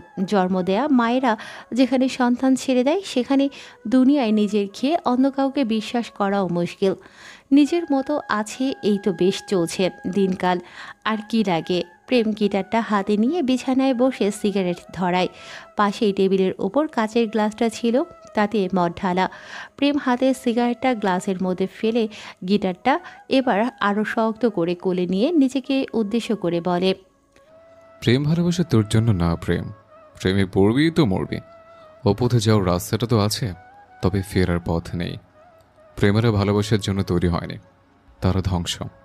ধ্বংস থেকে প্রেম সৃষ্টি হয় না। প্রেম গিটারে টুংটাং করে বাজালো, সুরে সুর মিলিয়ে গান ধরল। প্রেম আমার, ও প্রেম আমার। হেতিজা নেওয়াজ ভাত খাওয়া থেকে সব কিছুই বন্ধ করে দিয়েছেন। একে তো ছেলের জন্য এতগুলো মেয়ে দেখলেও তার মধ্য থেকে একটাও পছন্দ হয়নি। উল্টো নাকে একটা ব্রণ উঠেছে, কি যে ব্যথা। মুখে কিছু উঠলে হেতিজা সেটাকে যতক্ষণ পারে খোঁচাতে থাকে। কেন খোঁচায় নিজেও জানে না। আবার সে এটাও জানে এই খোঁচাখুচি করতে গিয়ে দাগটা যে বসে যাবে, তখন সে ডিপ্রেশনে চলে যাবে। কিন্তু তাতে কি, আপাতত খুঁচিয়ে তো আরামই লাগছে। প্রেমা মায়ের ঘরে ঢুকতেই হেতিজা তাকে বলল, প্রত্যুষ আসেনি? না, আসেনি। ইস, কি ঘোড়ার ডিমের চাকরি। বিয়ে দিলে যদি এত রাত পর্যন্ত ডিউটি করতে হয় তাহলে কি বউ টিকবে? আর আমারও কি নায়নাতকুর দেখার সৌভাগ্য হবে? কেন মা, আমি আসি না? আমাকে বিয়ে দিয়ে দাও, তোমার স্বপ্ন পূরণ করে দেব। সি, জাটা দিয়ে বাড়ি মারবো সর সামনে থেকে। প্রেমা মুখ ভেঙচি দিয়ে বলল, গেলাম প্রেম ভাইয়ের কাছে। যা খালি, আমি তো মুখে বললাম প্রেম দিবে না একটা বাড়ি, তখন খুশি হব। প্রেমা মনে মনে আরেকবার মুখ ভেঙচি কেটিয়ে বলল, আল্লাহ জানে এটা আমার টোকানো মা নাকি নিজেই টোকানো। সিদ্দিক নেওয়াজ রাতের খাবার খেয়ে রুমে এসে বসেছেন। সঙ্গে সঙ্গে তার বাম হাত কালুর বাপ ওরফে মোখলেস হোসেন বদরুদ্দোজা রুমে উপস্থিত হলেন। এই বুড়োটা লুঙ্গি একটা পরে পুরো অলিগলি চক্কর দিয়ে বেড়ায়। একেবারে সিদ্দিক নেওয়াজের খাস লোক বলে চলে। কোন বাড়িতে কি খবর চলছে তা এই বাড়ি ঘটার আগেই কালুর বাপের কানে চলে আসে। এই তো চিকন চাকন লোক, মুখে দাড়ি নেই, এই বয়সেও ক্লিন শেভ, কালো মতো গায়ের রং, সারাদিন পান খেয়ে মুখ ঠোঁট লাল করে রাখেন। তার সামনে দাঁড়িয়ে কথা বলতে গেলে অবশ্যই একটা ছাতা খুলে ধরা আবশ্যক, নইলে তো আবার পানের পিক দিয়ে সামনের মানুষটিকে পিক বিলাস করিয়ে দেবে। কালুর বাপের গিন্নি মরেছে তাও 10-12 বছর হবে, কিংবা তারও বেশি, খেয়াল নেই তার। কিন্তু পৃথিবীর সব সুন্দরীদেরও সে বউয়ের চোখে দেখে, মানে সবাইকেই তার মৃত বউ নার্গিসের চোখে দেখে। বউকে এতই ভালোবাসে যে যেখানে যে সেখানে লুঙ্গি পরে নার্গিসের গানে কষ্টে মজা ঢুলানো নাচ করে বেড়ায়। এই তো কিছুদিন হলো সিদ্দিক কালুর বাপকে বলেছে প্রেমের উপর নজর রাখতে।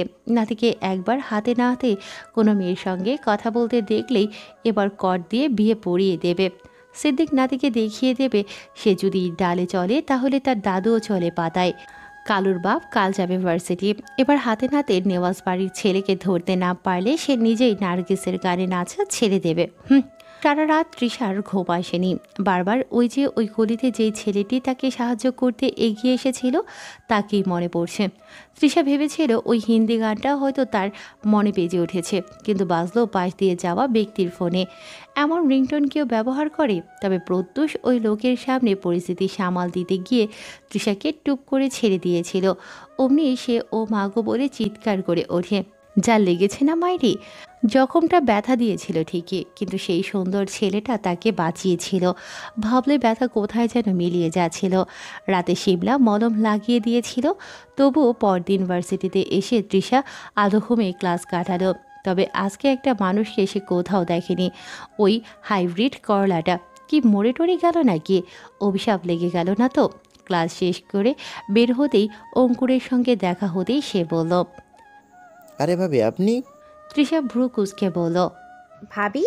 অঙ্কুর ছাড়বার পাত্র নয়। আরে ভাবি নয় তো কি, আপনার যার সাথে বিয়ে হবে সে তো ছেলে মানুষই হবে। মেয়েকে তো আর বিয়ে করছেন না, তাই সেই হিসাবে আপনার স্বামী তো আমার ভাই, আর আপনিও ভাবি। ছেলেকে বিয়ে না করে যদি তার নানাকে বিয়ে করি তখন তো নানি হব। তাই না জেনে অগ্রিম 2 লাইন বেশি বলবেন না। যেমন বস তেমন তার চামচিকা, দুটোই পুষ্টি ছাড়া সবজি। বেচারা আলাফলা অঙ্কুর তার মাথার উপর দিয়ে গেল সব। এসেছিল এই মেয়ের সঙ্গে একটু সম্পর্ক ভালো করতে, উল্টো কথা শুনিয়ে চলে গেল। এই প্রেম ভাইয়ের জন্য সব মেয়েরাই তাকে এমন অবহেলা করে। প্রেম ভালোবাসা হচ্ছে অক্সিজেনের মতো। ওইসব না করলে যে একটা প্রাপ্তবয়স্ক মানুষের শ্বাসকষ্ট হয় তা ওই প্রেমহীন প্রেম ভাই কেমন করে বুঝবে? ওনার নামকরণটা যে কে করেছে সামনে পেলে তীর্থযাত্রায় পাঠাতো তাকে। তৃষা চারপাশে প্রেমকে খুঁজতে খুঁজতে আর মনে মনে গালি দিতে দিতে গেট থেকে বের হওয়ার জন্য এগিয়ে চলল। জীবনে কোনোদিন কাজ না করা মেয়েটিকে দিয়ে শেষে হলের কার না কার রুম সাফ করিয়েছে। ইসরে, এত মোলায়েম হাতগুলো গেল। এই হাত তৈরি হয়েছে মেকআপ করার জন্য, ওসব সাফ করার জন্য নাকি? মনে মনে আবার অভিশাপ দিল প্রেমকে। দেখি সাইবিট করলা, তোর কপাল একটা তার ছিঁড়া বানানোর মতো দেখতে শাকচুনি বউ জুটবে। গেটের কাছে আসতেই কে যেন পেছন থেকে শেষ বাজিয়ে বলল, এই যে টিউবলাইট, কাম হিয়ার। তৃষার সেই কণ্ঠ শুনে বুঝতে বাকি রইল না প্রেম ভাই যে তাকে ডাকছে। সে পেছন ফিরে একটা লম্বা সালাম দিয়ে বলল, সিনিয়র ভাইয়া, কিছু চাই আপনার? বান্দা হাজির। প্রেম ঠোঁট বাঁকিয়ে বলল, এই তো চাকরানির ফর্মে এসছ, আর ওটা বান্দা নয় বান্দি হবে। ছেলে হতে গেলে কত কি লাগে, সবার তো সব চাইলেই হয় না। তৃষা আশেপাশে তাকালো। এই লোকের লজ্জা নেই। জন্মের সময় মনে হয় তার চোখের নিচে কাজল দেয়া হয়নি। ছ্যাঃ। তৃষা চলে যাওয়ার জন্য পা বাড়াতেই প্রেম বাইকের ওপর থেকে নেমে তার ওড়না ধরে টান দিতে তৃষা ক্ষেপে বলল, কোন হনুমান রে আমার ওনা ধরে টানাটানি করিস? ভার্সিটির সবাই তখন অবাক, এত মানুষের মধ্যে এই মেয়ে প্রেমকে হনুমান বলল এমন ডাইরেক্টলি। প্রেম চারপাশে একবার তাকিয়ে তৃষা পেছন ফিরে বলল, ও আচ্ছা, আপনি ছিলেন সিনিয়র ভাইয়া। আমি ভাবলাম কে নাকি, মাইন্ড করবেন না। যাই হোক, আমার ওনা পছন্দ হয়েছে। আপনি আপনার ঠিকানাটা দিয়ে জামা সালোয়ারটা পাঠিয়ে দিব। সব জিনিস তো আবার সবাই চাইতে পারে না মুখে। থাক, আমি না হয় বুঝে নিলাম। বলে মুখটা বাঁকালো তৃষা। প্রেম তা দেখে ভ্রু কুঁচকে বলল, এই যে মুখটা বাঁকালে, আমার না জুনিয়র, তোমার প্রতি একটুও রাগ করতে মন চাইছে না। তৃষা চোখ দুটো সরু করে জিজ্ঞেস করল, কেন? কারণ প্রেম বন্দিনীদের মুখ তো বাঁকাই হয়, ওদের উপর রাগ করলে আল্লাহ পাপ দেবে। তৃষার মেজাজ তখন আরো খারাপ। সে শিমলাকে টেনে কাছে এনে বলল, শালি, ফায়ার সার্ভিসকে কল দে, গায়ে আমার আগুন ধরেছে। প্রেম বাঁকা হেসে চোখে রোদ চশমা লাগিয়ে অঙ্কুরকে বলল, শালা, খাটে গিয়ে ডাব্বান, আগুন একটু ঘি ঢালি। তৃষা মুখ বাঁকিয়ে যেতেই পেছন থেকে আবারও প্রেমের ডাক হলো, সেদিনের চুমুটা কিন্তু পাও না জুনিয়র। তৃষা মনে মনে তেতে উঠল। এই খচ্চ লোক এখনও সেই কথা বলেনি। কত বড় জোচ্চুর ভাবা যায়। তৃষা কী করবেন কি না করবে ভাবতে ভাবতে গাছের কোণে খেলতে থাকা ছোট্ট কুকুর ছাড়াগুলোকে দেখে মাথায় তার বুদ্ধি চলে আসে। সে মনে মনে বলে ওঠে, কুকুরের আমাজান মনে হয় লাঞ্চ করতে গিয়েছে। যাই, একটু সুযোগে ছানাপোনাদের সঙ্গে মিট করে আসা যাক। প্রেম আবার বলে উঠল, কি হয়েছে, দাও চুমুটা। সে মায়াভরা ভঙ্গিতে বলল, প্রেম ভাইয়া, আপনি প্লিজ চোখ বন্ধ করেন। মানে হেব্বি লজ্জা, লজ্জায় মুখ পাতলা ছোলের মতো হয়ে যায়। সরাসরি বললেই তো পারো, ডায়রিয়া রোগীর ইয়ের মতোই কালারটা হয়। ইস, কি যে বলেন আপনি, লজ্জা করছে। চোখ বন্ধ করুন, আজকে আর বাধা আসবে না। আমি পারফিউম মেখে এসেছি, লিকুইড গন্ধ গায়ে নেই। তৃষা এগিয়ে আসতেই প্রেম অবাক হয়। ততক্ষণে এদিকটা পুরো ফাঁকা হয়ে গেছে। মানুষ বলতে শিমলা আর অঙ্কুর সহ কিছু মানুষ আছেন। তৃষা যত এগিয়ে আসে ততই প্রেম টাসকি খায়। এই মেয়ের নাকি লজ্জা আছে, এই তার লজ্জার নমুনা। সুযোগ পেয়ে প্রেমের ঠোঁট খাবার ঠান্ডা। এটা কি রাস্তার পাশে বিক্রি করা বিলবোর্ডই পেয়েছে নাকি? একটু না হয় বলেছে সে, তাই বলে প্রতিবাদ করার বদলে চলে আসবে। এখন চুমু খেতে না দিলে তো ইজ্জত বলতে সবার সামনে কিচ্ছু থাকবে না।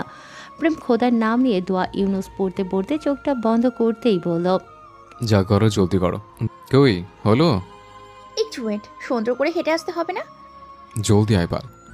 এবারে তো গান্ধী পোকের চুমুর প্রতি আমার কোনো ইন্টারেস্ট নেই। না দিতে চাইলে নেই, জোর কিসের? প্রেম ছোটদের সঙ্গে জোর করে না। আরে না না, চুমু তো দেবই, চোখটা বন্ধ রাখুন না। প্রেম তাই করে। তবে হঠাৎ করে সে আবিষ্কার করলো কেমন জানি ভেজা ভেজা একটা ফিল পাচ্ছে গালে।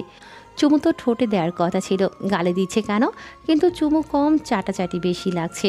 প্রেম কি ললিপপ নাকি? প্রেম রাগিয়ে চোখ খুলতেই দেখলো তৃষা তার গালের সামনে ওই কুকুর ছানাটিকে ধরে রেখেছে।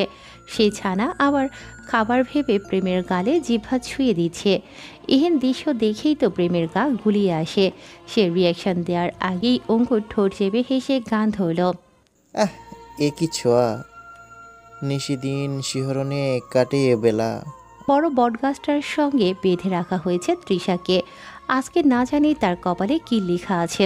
ভার্সিটি আসতে না আসতেই একটা মগা ছেলের সঙ্গে শত্রুতা বেঁধে গেল।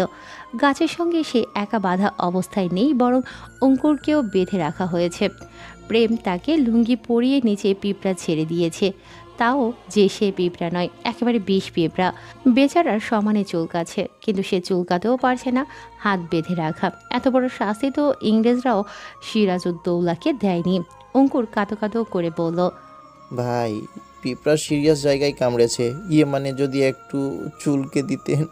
তখন তৃষা চুপি ছিল, কিন্তু অঙ্কুরের কথা শুনে দাঁত কেলিয়ে বলল, কই দেখি। সঙ্গে সঙ্গে অঙ্কুর বলে উঠল, নজুবিল্লাহ, পুরুষ বলে কি আমার কোনো পুরুষত্ব নেই? দেখুন, এসব আমার বউয়ের জন্য তুলে রাখা, কাউকে দেখাতে পারবো না। কিন্তু আমার সঙ্গে প্রেম করলে অন্য বিষয়, দেখতে হলে করতে হবে না, মানে প্রেম আর কি। তৃষা মুখ ভেঙচি কেটে বলল, আসছে আমার পুদিনার চাটনি। আমি ওই প্রেম টেম করি না, একেবারে ভালোবাসি। প্রেম সঙ্গে সঙ্গে তৃষাকে একটা ধমক দিয়ে বলল, ওকে তো পিঁপড়ার কামড় খাইয়েছে, তোমার বুঝি সাপের কামড় চাই? এখন বলো, তোমাকে কোন স্তরের শাস্তি দেব? তৃষা গলা উঁচু করে নির্ভীক ভঙ্গিতে বলল, দেন যেটা মন চায় দেন। প্রেম কাছে এগিয়ে এসে বলল, লিপ ফিলার করবে? টাকা দেন করি। ওকে, ঠিক আছে। বলেই প্রেম পকেট থেকে একটা শিশি বের করলো। একটু আগেই একটা ছেলেকে দিয়ে শিশিটা আনিয়েছে। তৃষা প্রেমকে বলল, এই প্রেম ভাই, এখানে অনেক গরম, ঘামিয়ে যাচ্ছে, একটু বাতাসের ব্যবস্থা করেন। আমার আন্ডা করব তোর জন্য, শালি। বেশি কথা বলিস তুই। এই আন্ডাটা আমার সিদ্ধ করে দিন, বুঝেনি তো দায়িত্বে আছি। প্রেম ফ্রুকুসকে বলল, তার নমুনা তো দেখতেই পাচ্ছি, খাসি একটা। তৃষা তির্যক হাসি দিয়ে বলল, খাসি চিনেন? ইয়ে কেটে ফালা ছাগলকে খাসি বলে। এখন বলুন, এখানে খাসি কে, আপনি নাকি আমি? আমি মানে? আমি কোনো খাসি না। ও মা, তাই নাকি? তৃষা পাশে বাঁধা অঙ্কুরকে ধীরে কণ্ঠে জিজ্ঞেস করলো, এত বড় ছেলের খাতনা করা হয়নি? কি লজ্জার বিষয় বলুন তো। তৃষা ফের প্রেমের দিকে তাকিয়ে বলল, চিন্তা নেই মাইরি, ওই সামনের গাছটায় একটা খাতনার বিজ্ঞাপন দেওয়া আছে, আমি আপনার হয়ে কথা বলে আসবো, একেবারে জব্বর সার্ভিস দিবে। তুই কি সার্ভিস না ট্যাবলেট? আর আমি কি করেছি কি করিনি সেটা জানতে হবে না তোকে। যেদিন ধরবো না সেদিন বুঝবি কে ঘাসি আর কে পাঠা। তেল মেখে আসবো গায়ে, ধরতে গেলেই বাইক মাছের মতো ফ্রুত। ছাই দিয়ে নেব, ফসকাবে না। তৃষা চুপসে যায়, তার আর এখানে ভালো লাগছে না। ওদিকে সিমলাটা সে কখন থেকে প্রেমকে রিকোয়েস্ট করছে তৃষাকে ছেড়ে দেওয়ার জন্য। প্রেম চোখ গরম করে জানিয়ে দিয়েছে আরেকবার মুখ থেকে সাউন্ড বের হলে তাকেও নাকি বাঁধবে, তাই ভয়ে মেয়েটি আপাতত চুপসে আছে। এই ভাই, ও মোর সিনিয়র ভাইয়া, ঠ্যাং ব্যথা হয়ে গিয়েছে তো, এবার ছাড়ুন। ধরলাম কই? প্রেম ধীরে ধীরে এগিয়ে এসে তৃষার সামনে এসে শিশিটা ধরতে তৃষা বলল, এটা কি? তোমার বাল। প্রেম গম্ভীর গলায় জবাব দিল, আর প্রেম ভাই একটা হেব্বি মাল। তোমায় থাপড়িয়ে গাল লাল করে দেব। তৃষা ঠোঁট বাঁকিয়ে ভেঙচি কাটতে যাবে, তার আগেই প্রেম শিশি খুলে সেখান থেকে মধু বের করে বলল, মধু খাশালি। তারপর যদি মুখের ভাষা মধুময় হয়, সিনিয়রদের সঙ্গে কেমন করে কথা বলতে হয় তাও তো শিখিস নে। আপনিও তো জুনিয়রদের সঙ্গে ভালো করে কথা বলেন না, তাদেরকে ভালোবাসেন না? হলের রুমে দেখা করো ট্যাবলেট, ভালোবাসে দেবনি, ঝোলা ভর্তি করে নিও। যাব না, আপনি কাজ করেন খালি। আর করাবো না, জাস্ট অঙ্কুরের 7 মাস না ধোয়া জাঙ্গিয়াটা একবার ধুয়ে দিলেই হবে। সে কথা শুনে অঙ্কুর ফের বলে উঠল, ভাই এসব না বলে মেরে ফেললেই তো পারে না মাই। প্রেম সে কথার পাত্তা দিল না। তৃষাকে কিছু বলতে যাবে, তার আগে তৃষা বলল, সমস্যা নেই, আমিও আপনাকে সেই জাঙ্গিয়া ধোয়া পানি দিয়ে চিপকে শরবত করে খাওয়াইছি, তবে আমার নামও তৃষা নজরুয়াত নয়। প্রেম এগিয়ে সে জোর করে তৃষার ঠোঁট সহ ঠোঁটের আশেপাশে মধু লাগিয়ে দিয়ে পকেট থেকে আরেকটা বাক্স বের করলো। তৃষা সেখানে তাকাতেই ভয়ে চিৎকার করে উঠল, এমা, মৌমাছি! এই লোক তাকে শেষ পর্যন্ত মৌমাছির কামড় খাওয়াবে? এবার দেখেন, ছোট মানুষ তো, একটু না হয় ভুল হয়েছে, তাই বলে মৌমাছির চুমু যায় না। প্লিজ আপনার মানে পায়ে ধরি, এই যাত্রায় ছেড়ে দেন। প্রেম বিরক্ত গলায় জিজ্ঞেস করল, ইয়ে ছাড়া কি কথা বলতে পারো না খাটাস মেয়ে? সরি, ক্ষমা করে দেন, চুমু খেতে চাই না। চুমু তো তোমায় খেতে হবে শোনা, কারণ এখন যে তোমায় চুমু খাওয়ানোর ভীষণ ফিল পাচ্ছে। যুবরাজ চেয়ারে পায়ের ওপর পা তুলে বসে আছে। পিস্তলটা পাঞ্জাবির পকেট থেকে বের করে সামনে বসে থাকা তৃষার মা বাবাকে বলল, জলদি বলুন আপনার মেয়ে কোথায় গিয়েছে, নইলে কিন্তু মাথা উড়িয়ে দেব। তৈমুর তখনও ফোনে গেমস খেলছে। সে যে কিডন্যাপ হয়েছে সে খেয়াল কি তার আছে? যুবরাজ রাফসানকে বলল, এই শালার ফোনটা নে তো, কিডন্যাপ করো ধাম ফেলাম না, মন চাইছে ফোনটা ওর পেছন দিয়ে ঢুকাই। ভাই, পরে কিন্তু অপারেশনের খরচ আপনাকেই বহন করতে হবে। হ্যাঁ তাও ঠিক। হঠাৎ তৃষার মা চেঁচিয়ে বলে উঠল, এই কোনো সবজি আছে? এখন আমার সবজির শরবত খাওয়ার সময়, ডায়েটে আছি তো। যুবরাজের খুব করে বলতে ইচ্ছে করছে, শরবত নয়, আপনাকে ইস্যু করে দেওয়া সুইমিং পুলের পানি গুলিয়ে খাওয়াতে ইচ্ছে করছে। তবে সে বলল না। হবু শ্বশুর শাশুড়ি হয়তো। যুবরাজ তৃষার বাবাকে কিছু বলতে যাবে তার আগেই সে বলে উঠল, এই বাবা, এই কিডন্যাপ করে কোথায় নিয়ে এসেছো? কি গরম এখানে? এত টাকা কমিয়ে কী লাভ যদি জনগণের জন্য একটা এসি না লাগাতে পারো? এভাবে কেউ কিডন্যাপ করে? একটা ভিডিও নেই। এখন আমি খবর দেখব কি করে? সন্ধ্যা 7টার খবর শুরু হতে চললো। লোকটিকে থামিয়ে তৃষার মা আবার বলে উঠল, এই বুড়া চুপ থাকো, আমাকে এখন জি বাংলার নাটক দেখতে হবে। গতকালের পর্বে দেখলাম রাধা ছাদ থেকে পড়ে যাচ্ছিল, এখনো আকাশেই ঝুলে আছে নাকি রিক লন্ডন থেকে এসে তাকে ক্যাচ করেছে, সেটা দেখতে হবে না? মাকে থামিয়ে আবার তৈমুর চুপ যায় নাকি? সেও ফোনে ফ্রি ফায়ার খেলতেই হবে, তারও ফোন চাই বলে আন্দোলন শুরু করলো। শেষে যুবরাজের মাথা পুনরায় গরম হয়ে গেল, কেমন জানি চক্কর চক্কর দিচ্ছে। সে রাফসানকে দ্রুত বলল, গবেট, এদের বিদায় করে বাড়ি পাঠিয়ে দে, এদের কিডন্যাপ করে আমি নিজে এখন পাগল প্রায়। রাফসান মুখ বেঁকিয়ে বলল, আমি আগে বলেছিলাম এই পাগলের পরিবারের সাথে সম্পর্ক করেন না, শুনলেন তো না? এখন ভুগতে থাকেন। আবার তো বিয়ে করতে চান আরেক পাগলকে। যাক। অন্ধকার কক্ষটির অস্তিত্ব মৃত্যুর অন্তঃস্থল থেকে উঠে আসার সংকেত জানান দিচ্ছে। আলো এখানে ঢোকে না, ঢুকতেও যায় না। ভারী কালচে পর্দা জানালাকে গিলে খেয়েছে। বাতাসে জমাট বাঁধা রক্তের গন্ধ কেমন যেন শ্বাসরুদ্ধকর সব। দেয়াল জুড়ে ঝুলছে বিকৃত সব প্রতিচ্ছবি। কোথাও চোখ উপড়ে ফেলা মুখ, কোথাও বশীভূত অঙ্গ, আবার কোথাও হাহাকার মিশে থাকা অস্পষ্ট মানুষের চেহারা। ছবিগুলো যেন আর ছবি নয়, একেবারে মৃত্যু আত্মাদের বন্ধী আর্তনাদ। এক কোণে স্তূপ হয়ে পড়ে আছে ছুরি, করাত ও নানা রকম অচেনা যন্ত্র। প্রত্যেকটির ধারকণা এখনও কারো চামড়ার স্মৃতি বয়ে বেড়াচ্ছে। ধাতব গায়ে শুকনো দাগ, কিন্তু সেই দাগ থেকে উঠে আসে ধোয়া মেশানো কাঁচা রক্তের গন্ধ। সবচেয়ে ভয়ঙ্কর দৃশ্যটি অপেক্ষা করছে দেয়ালের গায়ে গায়ে। সারি সারি পুতুল, যাদের মাথা জোর করে নেড়া করে ফেলা হয়েছে। শূন্য কাচের চোখগুলো স্থির তাকিয়ে আছে দর্শকের দিকে, অথচ চোখের ভেতর নেই কোনো প্রাণ। কিছু পুতুলের গলায় কাটা চিহ্ন, কিছুতে কানে সেলাই করা, কিছু আবার হেসে আছে ভাঙা দাঁতের মতো বিকৃত এক ভঙ্গিতে। কালো হুডি পরা লোকটার মুখে একটা কালো মাস্ক। সে ঘরে ঢুকতেই হাতের ব্যাগটা থেকে একটা নতুন পুতুল বের করলো। টেবিলের উপর থেকে একটা চাকু তুলে ইচ্ছে মতো আঘাত করতে থাকলো পুতুলের চোখের উপর। যতক্ষণ না মনের শান্তি মিটল ঠিক ততক্ষণ পর্যন্ত। 7 মিটার পর সে বিকৃত পুতুলটিকে আরও বিকৃত করতে কেচি দিয়ে সব চুল কেটে একেবারে ন্যাড়া করে দিল। তারপর কিছুক্ষণ তাকিয়ে রইল পুতুলটির দিকে। ঠোঁটের কোণে বেঁকে যায়, পরক্ষণে ভেসে ওঠে এক বিকট হাসি, যা মানুষের নয়, পশুরও নয়, যেন অর্ধেক মৃত অর্ধেক জীবিত কোনো দুঃস্বপ্নের গলা ফেটে বেরিয়ে আসা আওয়াজ। হাসির প্রতিধ্বনি দেওয়ালে ধাক্কা খেয়ে ছড়িয়ে পড়ে। মুহূর্তেই মনে হয় সারি সারি নেড়া মাথার পুতুলেরা কেঁপে উঠল, আর তাদের শূন্য চোখে লেগে থাকা মৃত্যুর আর্তনাদ। লোকটি এবার পুতুলটিকে জড়িয়ে ধরে তার গন্ধ শুকল, তারপর বলে সে পুনরায় আগের মতো হাসল।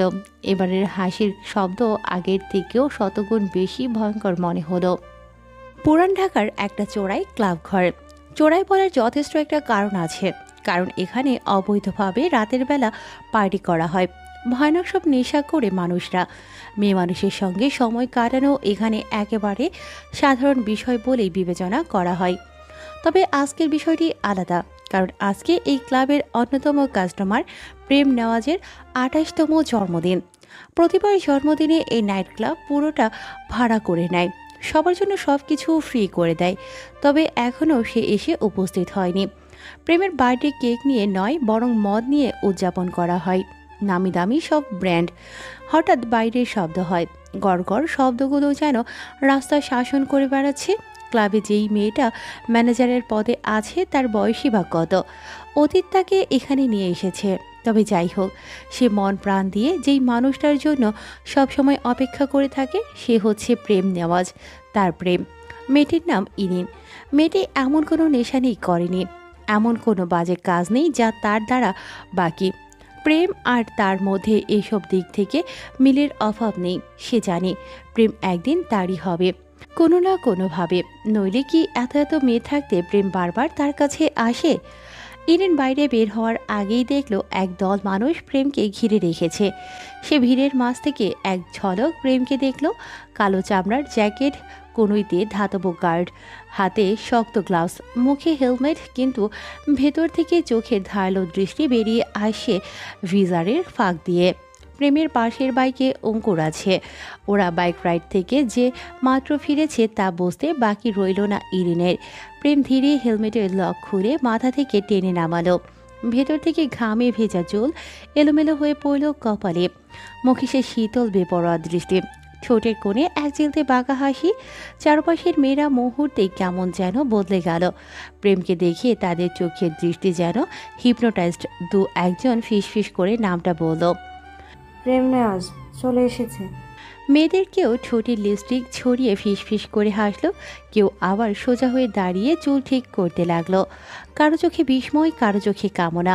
হয়তো প্রেমকে একটু ভালো করে দেখায়, তার ভারী নিঃশ্বাসের পতনে নিজের ধ্বংস দেখে আনার। প্রেম আর দেরি করল না। বাইক থেকে নামতেই ভারী বুটের শব্দ মাটিতে বাজল, টক টক শব্দ। সে ঠান্ডা ভঙ্গিতে বাইকের চাবি এক ঝটকায় ছুঁড়ে মারল অঙ্কুরের দিকে। অঙ্কুর হক চকিয়ে গেল, কিন্তু মুহূর্তেই চাবি ধরে ফেলল। চাবিটা পকেটে রেখে সেও নেমে পড়ল। দুই ধারের মানুষকে তখন সিকিউরিটি আটকে রেখেছে। প্রেম নেওয়াজের ভেতরে ঢোকার জন্য তো যথেষ্ট জায়গা দরকার, তাই না? ভেতরে ঢোকার আগে প্রেম আর পেছনে তাকালো না। ভিড়ের মাঝে দিয়ে মাথা উঁচু করে ঢুকে গেল ভেতরে। প্রেম ক্লাবে ঢুকতেই পার্টি শুরু হলো। স্কটল্যান্ড থেকে আনা হুইস্কির বদলে সবাই ডুবে গেল। তবে প্রেমের গান ছাড়া তো এই পার্টি অসম্পূর্ণ। সে গান গাইতে স্টেজে উঠল মাঝরাতের দিকে। সেখানে উঠতে যাবে তার আগেই একটা মাঝবয়সী ছেলে তাকে আচমকা ধাক্কা দিল। প্রেম কিছু বলল না। নেশা করেছে, হুঁশ হারিয়েছে, ধাক্কা লাগা কোনো বড় বিষয় নয়। তবে মাথাটা গরম হলো তখন যখন ওই ছেলেটি বলে উঠল, শালা, তোর মা কি তোরে অন্ধ পয়দা করেছে? এখনই তো মদের ক্লাসটা পড়তো। ব্যাস, এইটুকু শুনেই প্রেমের মাথা বিগড়ে যায়। টেবিলের উপর সিরিঞ্জ রাখা ছিল, তাতে ড্রাগস ছিল।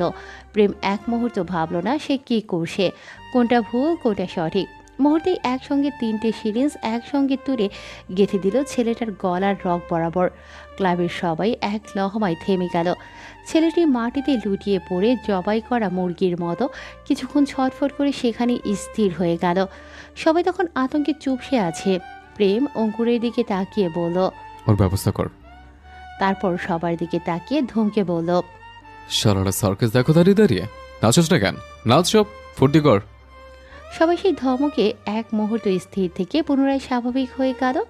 ইরিন এসে প্রেমের কাঁধে হাত রাখতে প্রেম একবার সেই হাতের দিকে তাকালো বাঁকা চোখে। তারপর ইরিনকে বলল, হাত ছাড়াও।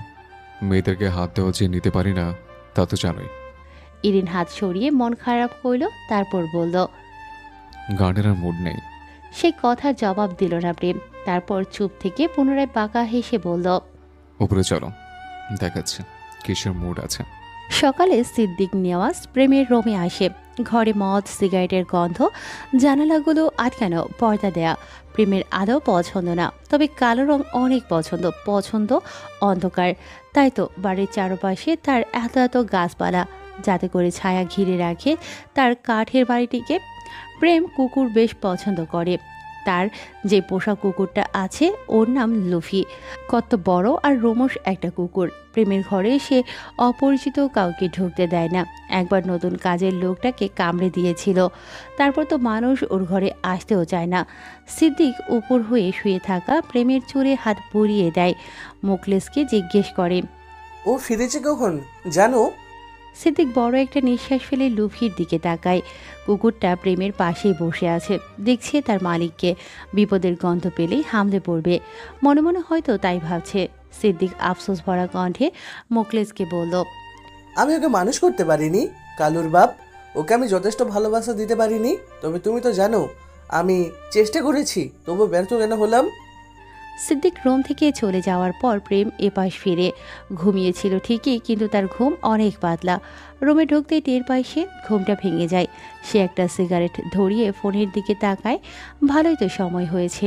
ধোয়া ছেড়ে লুফির দিকে তাকিয়ে বলল, কাম লুফি বেব, তোমার খিদে পেয়েছে তাই না? চলো তোমার খাওয়ার ব্যবস্থা করি। ভার্সিটি যাওয়ার পর আজ কেমন যেন ভালো লাগছিল না। ওই তৃষার ক্লাসের ওর লোক পাঠিয়েছিল প্রেম, সে আজ আসেনি। আসতে না আসতেই ফাঁকিবাজি শুরু। শালিকে আরও দুটো কামড় খাওয়ানো উচিত ছিল। এতক্ষণে হয়তো মুখটা ফুলে আলু আর ঠোঁটটা ফুলে কদুর মতো হয়ে গেছে। ভালোই হয়েছে, তাতে প্রেমের কি? বেশি বেয়াদব ওই মেয়ে। ছুটির সময় সিমলা বের হতেই প্রেম অঙ্কুরকে পাঠালো তার কাছে। জিজ্ঞেস করতে ওর বেয়াদব বান্ধবীটা বাসা থেকে প্রেমকে সালাম দিয়ে যায়নি কেন। অঙ্কুর সঙ্গে সঙ্গে বলল, ভাই চা শুরু করেছেন? ওই মেয়ে মরলেও তো বলবেন। কবর থেকে উঠে এসে সালাম কেন দিল না? প্রেম সেই কথা শুনে অঙ্কুরের দিকে তাকাতেই সে চুপসে সরাসরি সিমলার পথ রুখে দাঁড়ালো। জিজ্ঞেস করলো, তোমার বান্ধবী কই? সিমলা চোখের কালো রঙের বঙ্গবন্ধুর মতো দেখতে চশমাটা ঠিক করে বলল, সে বাসায়, ওর মুখ ফুলে বাংলাদেশের মানচিত্র হয়ে গেছে, তাই আসেনি। তো তুমি এলে কেন? রোদে পড়ে তোমার উজ্জ্বলতা নষ্ট হয়ে যেতে পারে। সমস্যা নাই, গ্লো অ্যান্ড লাভলি ব্যবহার করি। ওইটা দিলে সুন্দর হওয়া যায়। যায় তো, আপনার মতো কাকেরাও ময়ূর হয়ে যাবে। তুমি যেহেতু আমার কথা বলেছ, তাহলে সেটা কি কমপ্লিমেন্ট হিসেবেই ধরে নেব। সিমলা মুস্কি হাসলো। তা দেখে অঙ্কুর বলল, ও মা গো, এভাবে শোনা মেয়ে, আমার সুগার লেভেল বেড়ে যাবে। সিমলা মুস্কি হাসলো, আর সেটা দেখে অঙ্কুর থামতে না পেরে বলে উঠল, ইস, আবার হাসে। এভাবে আসলে তো রাতে আমার ঘুমোই আসবে না। ঠিক তখনই সিমলার হাঁচি এসে পড়ল। সরাসরি অঙ্কুরের মুখে ছিটকে গেল হাঁচি। সরি, হঠাৎ করে চলে এসেছে। অঙ্কুর কোনো মতে নিজেকে সামলে নিল। মনে মনে ভাবল, এভাবে একদিন আমাদের মাঝে ভালোবাসা চলে আসবে, বিয়ে চলে আসবে, ঘর ভর্তি বাচ্চাও চলে আসবে। সিমলা মেয়েটা হুটহাট হাসি দেই, আর না জানি কি দেবে, তাতে কি? ভালোবাসায় এমন 2-4টে নেওয়া দেওয়া চলতেই থাকে। সিমলা যদি হাসি দেই, আমি তাকে ভালোবাসা দেব, আদর দেব, ডজন ডজন বাচ্চাও দেব। স্বপ্নমগ্ন অঙ্কুরকে ভাঙিয়ে দিল হঠাৎ প্রেম ভাইয়ের ফোন। একটু ধৈর্য নেই লোকটার। এভাবে চললে তো তার বিয়ের 1 মাস পরেই শোনা যাবে নেওয়াজ বংশের উত্তরাধিকার চলে আসে। ফোন ধরতেই ওপাশ থেকে প্রেমের গম্ভীর স্বর ভেসে এলো, তুষার, খবর কি বললো সিমলা? সিমলা তো কিছু বললো না, কিন্তু আমি যে তাকে অনেক কিছুই বলতে চাই। কি বলতে চাস? বলতে চাই, ওগো সিমলা, তুমি কি আমার জীবনের ডাটা হবে, যাকে ছাড়া আমার জীবন চলেই না? প্রেম হা হলো না, উল্টো গম্ভীর গলায় বলল, কিন্তু তুই তো ওয়াইফাই ইউজার। হয়ে একটা হলেই তো হলো। তৃষা অনেক কষ্টের মেডিসিন খেয়ে ঠোঁটের ফোলা কমিয়েছে। জীবনটা তার বেদনা। এমন হাড়ের দরজাল ছেলে তো কোনোদিনও সে দেখেনি। খবিশের ঘরে একটা তার ছিঁড়া আসবে, থুথু দিয়ে গরুর মাংস রান্না করে খাওয়াবে, এই বলে রাখছে তৃষার সব টাকা পয়সা শেষ হয়ে যাচ্ছে। একটা কাজ তো খুঁজতেই হবে, এভাবে চললে হবে না। ওদিকে সিমলার মা কাল রাতে সিমলাকে পাশের ঘরে নিয়ে ফিস করে বলছিল, কি রে, তো বন্ধু আর কতদিন এখানে থাকবে? সত্যি করে বলতো, এই মেয়ে কোনো কাণ্ড ঘটিয়ে এখানে আসেনি তো? সেসব কথা তৃষার একটু ভালো লাগেনি। সে গুগল ম্যাপ খুলে রাস্তায় বের হয়, কিন্তু সে তো ভুলেই গেছে তার ফোনে ডাটা নেই। এভাবে কি চলে? বিকেলের দিকে হাঁটতে হাঁটতে একটা জিমের সামনে গিয়ে চোখ থমকে যায়। এখানে হিসাব রক্ষের জন্য একটা মেয়ে নেওয়া হবে। যে আমার জিম, এখানে আর কত ইনকাম হয় এই হিসাব তৃষা ক্যালকুলেটর ছাড়াই হিসাব করে বের করতে পারবে। তৃষা বুক ফুলিয়ে জিমে যেতেই তার এবার আত্মা বের হওয়ার উপক্রম হবে না। জিমে দেখি হ্যান্ডসামদের বাহার, একজনের কি বডি, উফ, এসব দেখলেই তো নিজেকে নিয়ন্ত্রণ করা মুশকিল হয়ে যায়। এই ছোট্ট হৃদয়টাকে আশ্রয় কেন্দ্র বানিয়ে ফেলেছে, যাকে দেখে তাকেই জায়গা দিয়ে দেয়। একটার পর একটা কন্টিনিউ ট্রেন্সের মতো চলছে তো চলছেই। ব্যাগ থেকে জলদি আয়নাটা বের করে মুখটা দেখে মেকআপ সব ঠিক আছে তো। হঠাৎ তার চোখ যায় একটা লোকের দিকে। আরে, এটা সেই দিনের সেই হিরো না, যে তাকে কুকুরের হাত থেকে বাঁচাতে এসেছিল? মাইরি, কি হট লাগছে! এই ছেলে তো পুরো চকলেট বয়। এই ছেলেটার সঙ্গে এই নিয়ে দুবার দেখা হলো। আল্লাহ মনে হয় প্রেমের ইঙ্গিত দিচ্ছে। প্রত্যুষের শরীর এখন পুরো ভিজে গেছে ঘামে। কপাল থেকে নেমে আসা ফোঁটা চোখে পড়ছে। তা হাতের পশ্চাৎ ভাগ দিয়ে মুছেও আবার ভিজে উঠছে। গলা ও বুক জুড়ে ঘামের রেখা। টি শার্টের ভেতরটা এমন ভিজে গেছে যে গায়ের আকারে লেগে আছে। সে গাঢ় নীল রঙের স্লিভলেস টি শার্ট পরেছে, যেটায় ঘাম জমে রং আরও গাঢ় হয়ে উঠেছে। বাইসেপস আর ট্রাইসেপস ফুলে উঠেছে টান টান। পেশিগুলো ঘামের ঝিলিক নিয়ে একেবারে স্পষ্ট। কালো ট্রাক প্যান্ট পরে আছে, পাশে সরু ধূসর লাইন টানা। কবজিতে কালো জিম গ্লাভস, যেটা ভিজে গেছে, রং প্রায় চকচক করছে। গলায় একটা সাদা টাওয়েল ঝোলানো, সেটাও ভিজিয়ে ভারী হয়ে গেছে। কানে ছোট্ট ইয়ারবাডস ঢোকানো, কিন্তু এখন গান শোনার চেয়ে তার নিজের হৃস্পন্দনের শব্দই বেশি শোনা যাচ্ছে। তৃষা প্রত্যুষের সঙ্গে কথা বলার জন্য সুন্দর করে ফিটফাট হয়ে এগিয়ে যেতেই পাশ থেকে একটা দানব লোকের সঙ্গে ধাক্কা খেয়ে একেবারে প্রত্যুষের পেছনে এসে ধপ করে পড়ল।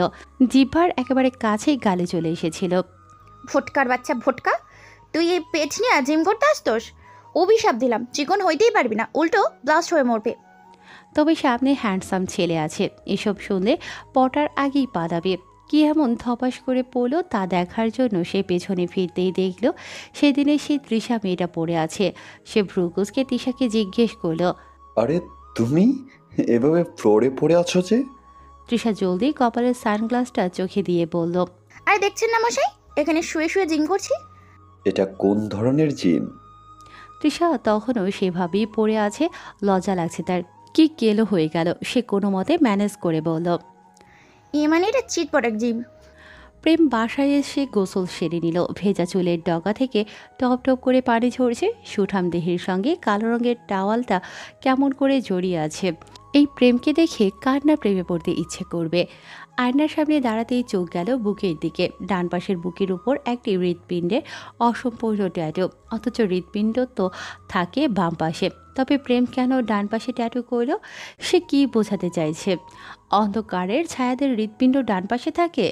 প্রেমের বয়স তখন 21। সেই সময় এই ট্যাটু করিয়েছিল, আর এই ট্যাটু করিয়েছিল ওই নাইট ক্লাবের ইরিন নামের মেয়েটির কাছ থেকেই। ইরিনের বয়স তখন 18। ক্লাবে তাকে জোর করে আনা হয়েছিল, কিন্তু তার ট্যাটু করার হাত ছিল দারুণ। যদিও সব কিছুই তখন ইরিনের জন্য নতুন ছিল, তবুও সেই দিন প্রেম হঠাৎ কী ভেবে এই ট্যাটুর সিদ্ধান্ত নিল তা সে নিজেই ভালো বলতে পারবে। জন্মদিন প্রেমের কাছে অভিশাপ ছাড়া কিছু নয়। আসলে নিজের জন্মকেই সে অভিশাপ বলে মনে করে। তাই জন্মদিনের দিন বাসায় থাকে না সে, প্রচুর নেশা করে, বাইক রাইড করে, আর প্রতি বছর ক্লাবে একটা পার্টি দেয়। আসলে অন্যদের আনন্দ দেওয়ার আড়ালে সে যেন বলতে চায় কারো সুখ অন্যের দুঃখের কারণও হতে পারে। নেশাখোরদের জীবনে সুখ বলে কিছু থাকে না, অথচ যারা আজ নেশার দরজায় এসে দাঁড়িয়েছে তারাও একদিন সুস্থ মানুষ ছিল। তারাও হাসত, স্বপ্ন দেখত, কিন্তু জীবনের এক একটা অতীত দুঃখ আর যন্ত্রণা মানুষকে খারাপ করে দেয়। কেউ দুঃখ ভুলতে নেশায় ধারস্থ হয়, কেউ ভালোবাসার ছলনার শিকার হয়ে, কেউ পারিবারিক চাপে, কেউ বা পরীক্ষায় ব্যর্থতার আক্ষেপে নেশাকে বেছে নেয়। অথচ নেশা হচ্ছে বিশ্বাসঘাতক বন্ধু, ক্ষণিকের সুখের বদলে কেড়ে নেয় পুরো জীবনটাকে। প্রতি জন্মদিনে প্রেম আসে ইরিনের কাছে শুধু এই ট্যাটুটাকে ভরাট করার জন্য। বাকি সময় সে আর ইরিনের কাছে যায় না। প্রেমের জীবনে কোনো সঙ্গী নেই, সে নারী কিংবা সংসার কিছুই চায় না। প্রেম মনে প্রাণে বিশ্বাস করে তার মধ্যে ভালোবাসার অনুভূতি জন্মাতে পারে না। ভালোবাসাকে সে ঘৃণা করে। ইরিনের সঙ্গে একসময় বন্ধুত্ব ছিল, কিন্তু যখন প্রেম বুঝলো ইরিন তাকে অন্যভাবে দেখতে শুরু করেছে, তখন ধীরে ধীরে সরে যায়। এখনও প্রতি বছর শুধু ট্যাটুর জন্যই যায় সেখানে। উপরের রুমটায় বসেই ইরিন ট্যাটু ভরাট করে। প্রেমও ভরাট করিয়েই চলে আসে। হয়তো যেদিন ট্যাটুটি পুরোপুরি শেষ হবে সেদিন থেকে আর কোনো দিন ইরিনের কাছে ফিরবে না। প্রেম সাদা রঙের শার্ট পরে বাগানে গেল। নিজের হাতে গড়া ফুলের বাগান, গাছ ভর্তি নানা রঙের ফুল, দেখলেই মনে শান্তি নামে। তবে সবচেয়ে প্রিয় তার লাল গোলাপ। অনেকগুলো গাছ আছে। সে কয়েকটা গোলাপ কেটে ঘরে নিয়ে গেল। ফুলদানিতে পানি ভরে তাতে সাজিয়ে রাখবে। ফুলগুলো রেখে প্রেম গেল কিচেনে। ফ্রিজ থেকে বিফ বের করে যত্ন করে কাটতে শুরু করলো। বড় একটা হাড়সহ মাংস, হাতে সদ্য কেনা ধারালো চাপাতি। কাটতে হবে তো, কিন্তু তবুও কেমন যেন চাপাতি চালাতে ইচ্ছে হচ্ছিল না। তাই ফোনে গান ছেড়ে দিল। গান ছাড়া কাজ করতে প্রেমের বোরিং লাগে। ফোনে তখন বাজছে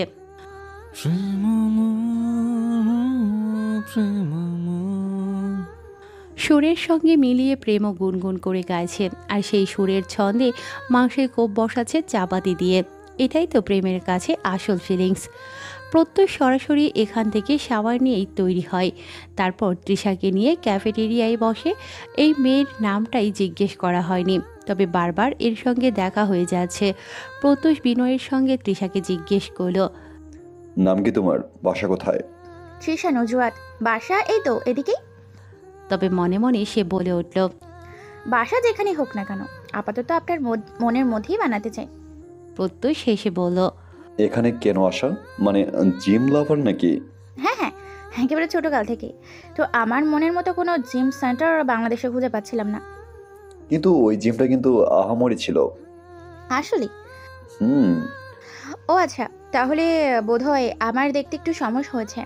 প্রত্যুষ জিজ্ঞেস করল, তোমার ট্রেনার আছে? মানে জিম ট্রেনার? নেই, তবে আপনি চাইলে হতে পারেন। প্রত্যুষ হাসলো, তারপর বলল, হতে পারতাম, তবে আমার অনেক কাজ আছে। আপনি কাজ করেন? মানুষ খুন। তৃষা চোখ বড় করল, কি মানুষ কোন? মানে যারা মানুষ খুন করে তাদের খোঁজ করে বেড়ে। তৃষা বলল, ও মা, পুলিশের লোক? না, ইন্টেলিজেন্স অফিসার। তার মানে তো আপনার মাথায় অনেক বুদ্ধি। বলা যায়। আপনার নামটা তো জানলামই না। প্রত্যুষ দেওয়ান। এক মুহূর্তে প্রেমের নামটা মাথায় এলো তৃষার। আজকাল খালি প অক্ষরের নামের মানুষগুলোর সঙ্গে দেখা সাক্ষাৎ হচ্ছে। তবুও দেখো না, কোথায় এই প্রেম আর কোথায় এই প্রত্যুষ দেয়ান। হঠাৎ ঠিক তৃষার সামনের সিটে বরাবর দুজন ছেলে এসে বসলো। এতক্ষণ দুজনের পেছনে ছিল। প্রত্যুষ বিষয়টি লক্ষ্য করে, তবে সে কেবল একবার তাকিয়ে আবারও ফোনের দিকে তাকায়। এখানে সে এমনি এমনি আসেনি। তৃষা তো অজুহাত ছিল, একটা বিষয় তদন্তের জন্য আসা। তবে তদন্ত হবে কি করে? ক্রিমিনালসের ডিল করতে এখনও এলো না। হঠাৎ তৃষা ফোনের অফ স্ক্রিনে দেখলো টোটাল লিপস্টিক কেমন যেন একা ফিকে হয়ে গেছে। সমস্যা একটাই, কিছু খেলেই লিপস্টিক পেটে চলে যায়, হোক তা অনেক দামি লিপস্টিক কিংবা ওয়াটারপ্রুফ। এখন এই হ্যান্ডসামের সামনে তো আর লিপস্টিক লাগানো যাবে না। তাকে তো বোঝাতে হবে তৃষার ঠোঁট জন্ম থেকেই এমন, বিড়ি খাওয়াদের মতো নয়, বরং জন্মের দিনই লিপস্টিক দেওয়া সহ পয়দা হয়েছিল। এখন খালি কালার চেঞ্জ হয়।